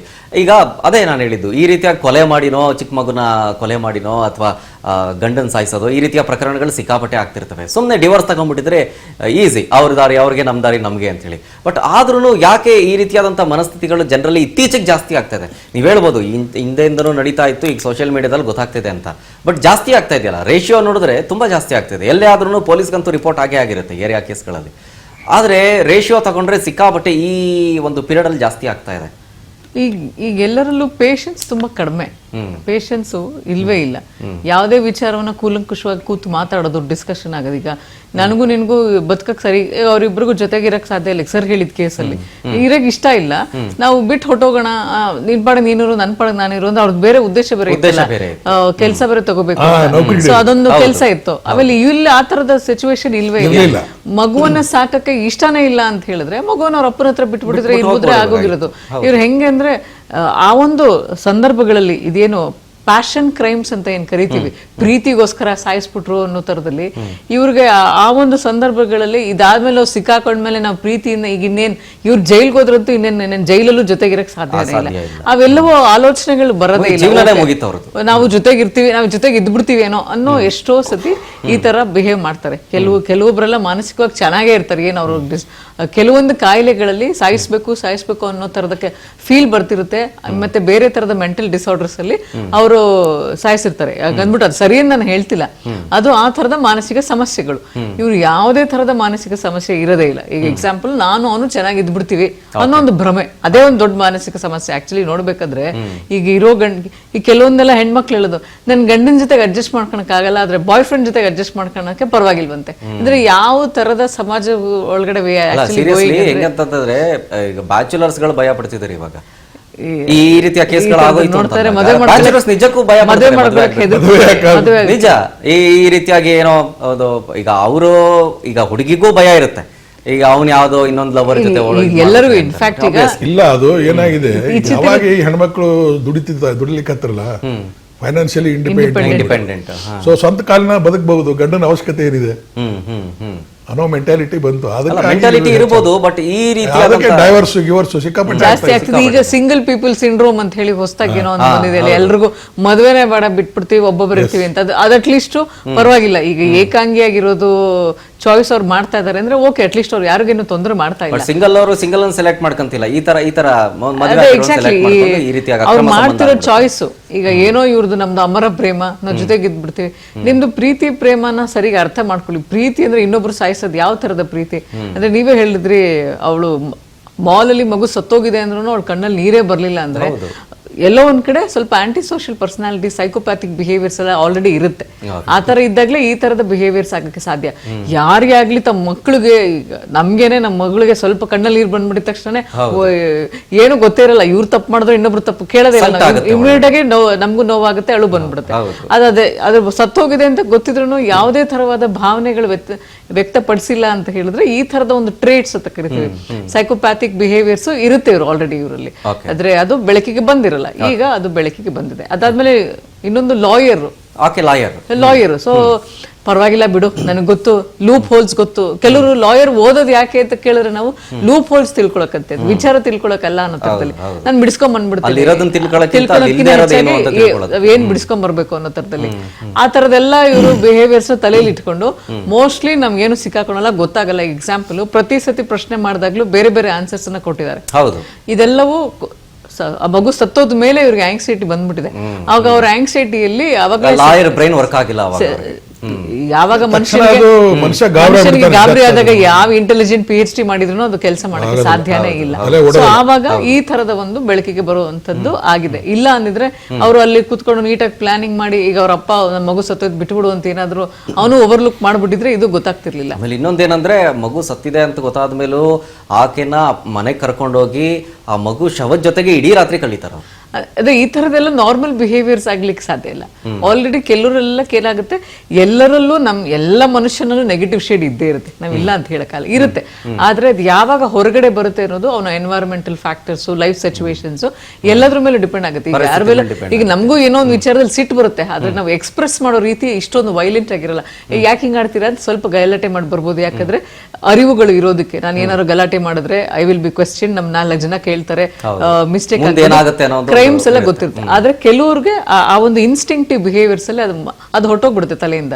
ಆವಾಗ ಈ ತರದ ಒಂದು ಬಿಹೇವಿಯರ್ಸ್ ಆಗುವಂತದ್ದು ಗ್ಯಾರಂಟಿ ಆಗೇ ಆಗುತ್ತೆ. ತುಂಬಾ ಜನ ಅಯ್ಯೋ ನನಗೆಲ್ಲ ಗೊತ್ತಿತ್ತು ಆದ್ರೂ ಹಿಂಗ್ ಮಾಡ್ಬಿಟ್ಟೆ, ಈಗ ಪಶ್ಚಾತ್ತಾಪ ಪಡ್ತಾ ಇದೀನಿ ಅಂತಾನು ಹೇಳುವಂತದ್ದು ಇರುತ್ತೆ. ಆವಾಗ ಅವ್ರು ರಿಯಲೈಸ್ ಆಗಿರುತ್ತೆ. ಇನ್ ಕೆಲವ್ರು ನೀವ್ ಏನೇ ಮಾಡಿದ್ರು ರಿಯಲೈಸ್ ಆಗದಿರೋರು ಈ ತರದವ್ರಿಗೆ ಏನು ಮಾಡಕ್ಕಾಗಲ್ಲ. ನಿಜ ನಿಜ ಸರ್, ನಾನು ಹೇಳ್ತಾ ಇದ್ದೆ ಲಾಯರ್ ಬ್ರೈನ್ ವರ್ಕ್ ಆಗಿಲ್ಲ ಈಕೆಗೆ ಆ ಸಂದರ್ಭದಲ್ಲಿ ಅಂತ ಹೇಳಿ. ಅಂದ್ರೆ ಪ್ರತಿ ಸಲ ಒಂದೊಂದು ಸ್ಟೇಟ್ಮೆಂಟ್, ಡಾಕ್ಟರ್ ಹತ್ರ ಒಂದು ಹೇಳ್ತಾರೆ, ಮೆಟ್ಲಿಂದ ಬಿದ್ದುಬಿಟ್ರು ಅಂತೇನೋ ಹೇಳ್ತಾರೆ, ಅವರ ಯಜಮಾನ್ರ ಹತ್ರ ಹುಷಾರಿರ್ಲಿಲ್ಲ ಇನ್ನೊಂದೇನೋ ಹೇಳ್ತಾರೆ, ಮತ್ತು ಈ ರೀತಿಯಾದಂಥ ಕತೆ ಕಟ್ಟೋದು ಅಂತ ನೋಡಿದಾಗ ಅವರ ಒಂದು ಲಾಯರ್ ಬ್ರೈನ್ ವರ್ಕ್ ಆಗೇ ಇಲ್ಲ ಅಲ್ಲಿ. ಇಲ್ಲ ಅಂದಿದ್ರೆ ಬೇರೆ ರೀತಿಯಾಗಿ ಡೀಲ್ ಮಾಡ್ಬೋದಾಗಿತ್ತ ಅಂತ. ಲಾಯರ್ ಯಾವುದೇ ಮನುಷ್ಯ ಇದ್ರೂ ಅಲ್ಲಿ ಡೆತ್ ಆಗಿದೆ ಅಂದ್ರೆ ಅದ್ರ ಭಯ ಬಂದೇ ಬರ್ತದೆ. ಅದು ಎಂತ ಗಟ್ಟಿ ಮನುಷ್ಯ ಇರ್ಲಿ, ಎಂತ ಸ್ಟ್ರಾಂಗ್ ಇರ್ಲಿ, ಲಾಯರ್ ಇರ್ಲಿ, ಪೊಲೀಸ್ ಅನ್ಯಾಚುರಲ್ ಡೆತ್ ಆದಾಗೆ ಮನುಷ್ಯ, ಯಾಕಂದ್ರೆ ಗಿಲ್ಟಿ ಕಾನ್ಶಿಯಸ್ ಇರ್ತದೆ, ಭಯ ನೋಡಿರ್ತಾಳೆ ಅಥವಾ ಅವನು ಮಾಡಿದ್ ನೋಡಿರ್ತಾಳೆ, ಸತ್ತಿದ್ ಗೊತ್ತಿರ್ತದೆ, ಮುಚ್ಚ ಹಾಕ್ಲಿಕ್ಕೆ ಇಡೋದು ಆಸ್ಪದ ಇರೋದಿಲ್ಲ, ಟೈಮ್ ತಲೆ ಓಡೋದಿಲ್ಲ, ಅದು ಏನು ವಿಚಾರ ಮಾಡಿದ್ರು ಹೇಗೆ ಮಾಡೋ ಗಡಬಡದಲ್ಲಿ ಏನೇನೋ ಹೇಳಿಕ್ ಹೋಗಿ ಏನೇನೋ ಉಲ್ಟಾ ಪಲ್ಟಾ ಆಗಿಬಿಡ್ತದೆ. ಈಗ ಯಾವುದೇ ಕ್ರೈಮ್ ಮಾಡುವಂತ ಮನಸ್ಥಿತಿ ಇರ್ತದೆ, ಆ ತಕ್ಷಣ ಏನೋ ಮಾಡ್ಬೇಕು ಅನ್ನೋದು ಗೊತ್ತಾಗೋದಿಲ್ಲ. ಈಗ ನಾವು ನೋಡಿ, ಒಂದು ಲಾ ಅಂಡ್ ಆರ್ಡರ್ ಪ್ರಾಬ್ಲಮ್ ಇರ್ತದೆ, ಆ ಟೈಮ್ನಲ್ಲಿ ಲಾಠಿ ಚಾರ್ಜ್ ಮಾಡಬೇಕು, ಗೋಲಿಬಾರ್ ಮಾಡಬೇಕು, ಹೇಗೆ ಮಾಡಬೇಕು ಅನ್ನೋ ಬಗ್ಗೆ ವಿಚಾರಣೆ ಮಾಡ್ಲಿಕ್ಕೆ ನಮ್ಮಲ್ಲಿ ಪುರುಸೊತ್ತಿರುವುದಿಲ್ಲ. Sudden we have to take action. ತಗೊಳ್ಳದೇ ಇದ್ರೆ ಪ್ರೇಕ್ಷಕರಾಗಿದ್ರು ಪೊಲೀಸರು ಅಂತಾರೆ, ತಗೊಂಡ್ರೆ ಎಕ್ಸೆಸ್ ಅಂತಾರೆ. ಸೊ ಅನಿವಾರ್ಯವಾಗಿ ನಾವು ಏನಾದ್ರೂ ಒಂದು ಡಿಸಿಷನ್ ತಗೋಬೇಕಾಗಿತ್ತು. ಅವರು ಆಮೇಲೆ ಜಡ್ಜ್ ಎನ್ಕ್ವೈರಿ ಕಮಿಷನ್ ಏನ್ ಮಾಡ್ತಾರೆ, ಆರಾಮ್ ಫ್ಯಾನ್ ದಲ್ಲಿ ಕುತ್ಕೊಂಡು AC ರೂಮ್ ನ ಕುತ್ಕೊಂಡು ಎನ್ಕ್ವೈರಿ ಮಾಡ್ತಾರೆ. ಅವ ಹಾಂಗ್ ಮಾಡಬಹುದಾಗಿತ್ತು, ಹಿಂಗ್ ಮಾಡಬಹುದಾಗಿತ್ತು, ಇದು ಮಾಡಬಾರ್ದಾಗಿತ್ತು, ಇದು ಮಾಡ್ಬೇಕಾಗಿತ್ತು. ಅವ್ರಿಗೆ ಬೇಕಾದಷ್ಟು ಟೈಮ್ ಇರ್ತದೆ ವಿಚಾರ ಮಾಡ್ಲಿಕ್ಕೆ, ನನಗೆಲ್ಲ ಟೈಮ್ ಇರ್ತದೆ ವಿಚಾರ ಮಾಡ್ಲಿಕ್ಕೆ. ಅದೇ ಪರಿಸ್ಥಿತಿನೇ ಆರೋಪಿಗಳದಿರ್ತದೆ. ತಕ್ಷಣ ಭಯದಲ್ಲಿ ತಲೆನೇ ಓಡುದಿಲ್ಲ, ಏನ್ ಮಾಡ್ಬೇಕು ಅನ್ನೋದು ಗೊತ್ತಾಗೋದಿಲ್ಲ. ಬಾಯಿ ಬಂದಿದ್ದು ಮನಸ್ಸಿಗೆ ಬಂದಿದ್ದ ತಕ್ಷಣ ಏನ್ ತಿಳಿತದ ಅದನ್ನ ಹೇಳಿಬಿಡ್ತಾರೆ. ಆಮೇಲೆ ಅದನ್ನ ಅಯ್ಯೋ ನಾನು ಹಿಂಗ್ ಹೇಳ್ಬಾರ್ದಾಯ್ತು, ನಾನು ತಪ್ಪಾಯ್ತಲ್ಲ ಹೇಳಿದ್ದು, ಅದನ್ನ ಮತ್ತೆ ರೆಕ್ಟಿಫೈ ಮಾಡ್ಕೊಂಡು ಮತ್ತೊಂದು ತಪ್ಪು ಮಾಡ್ತಾರೆ.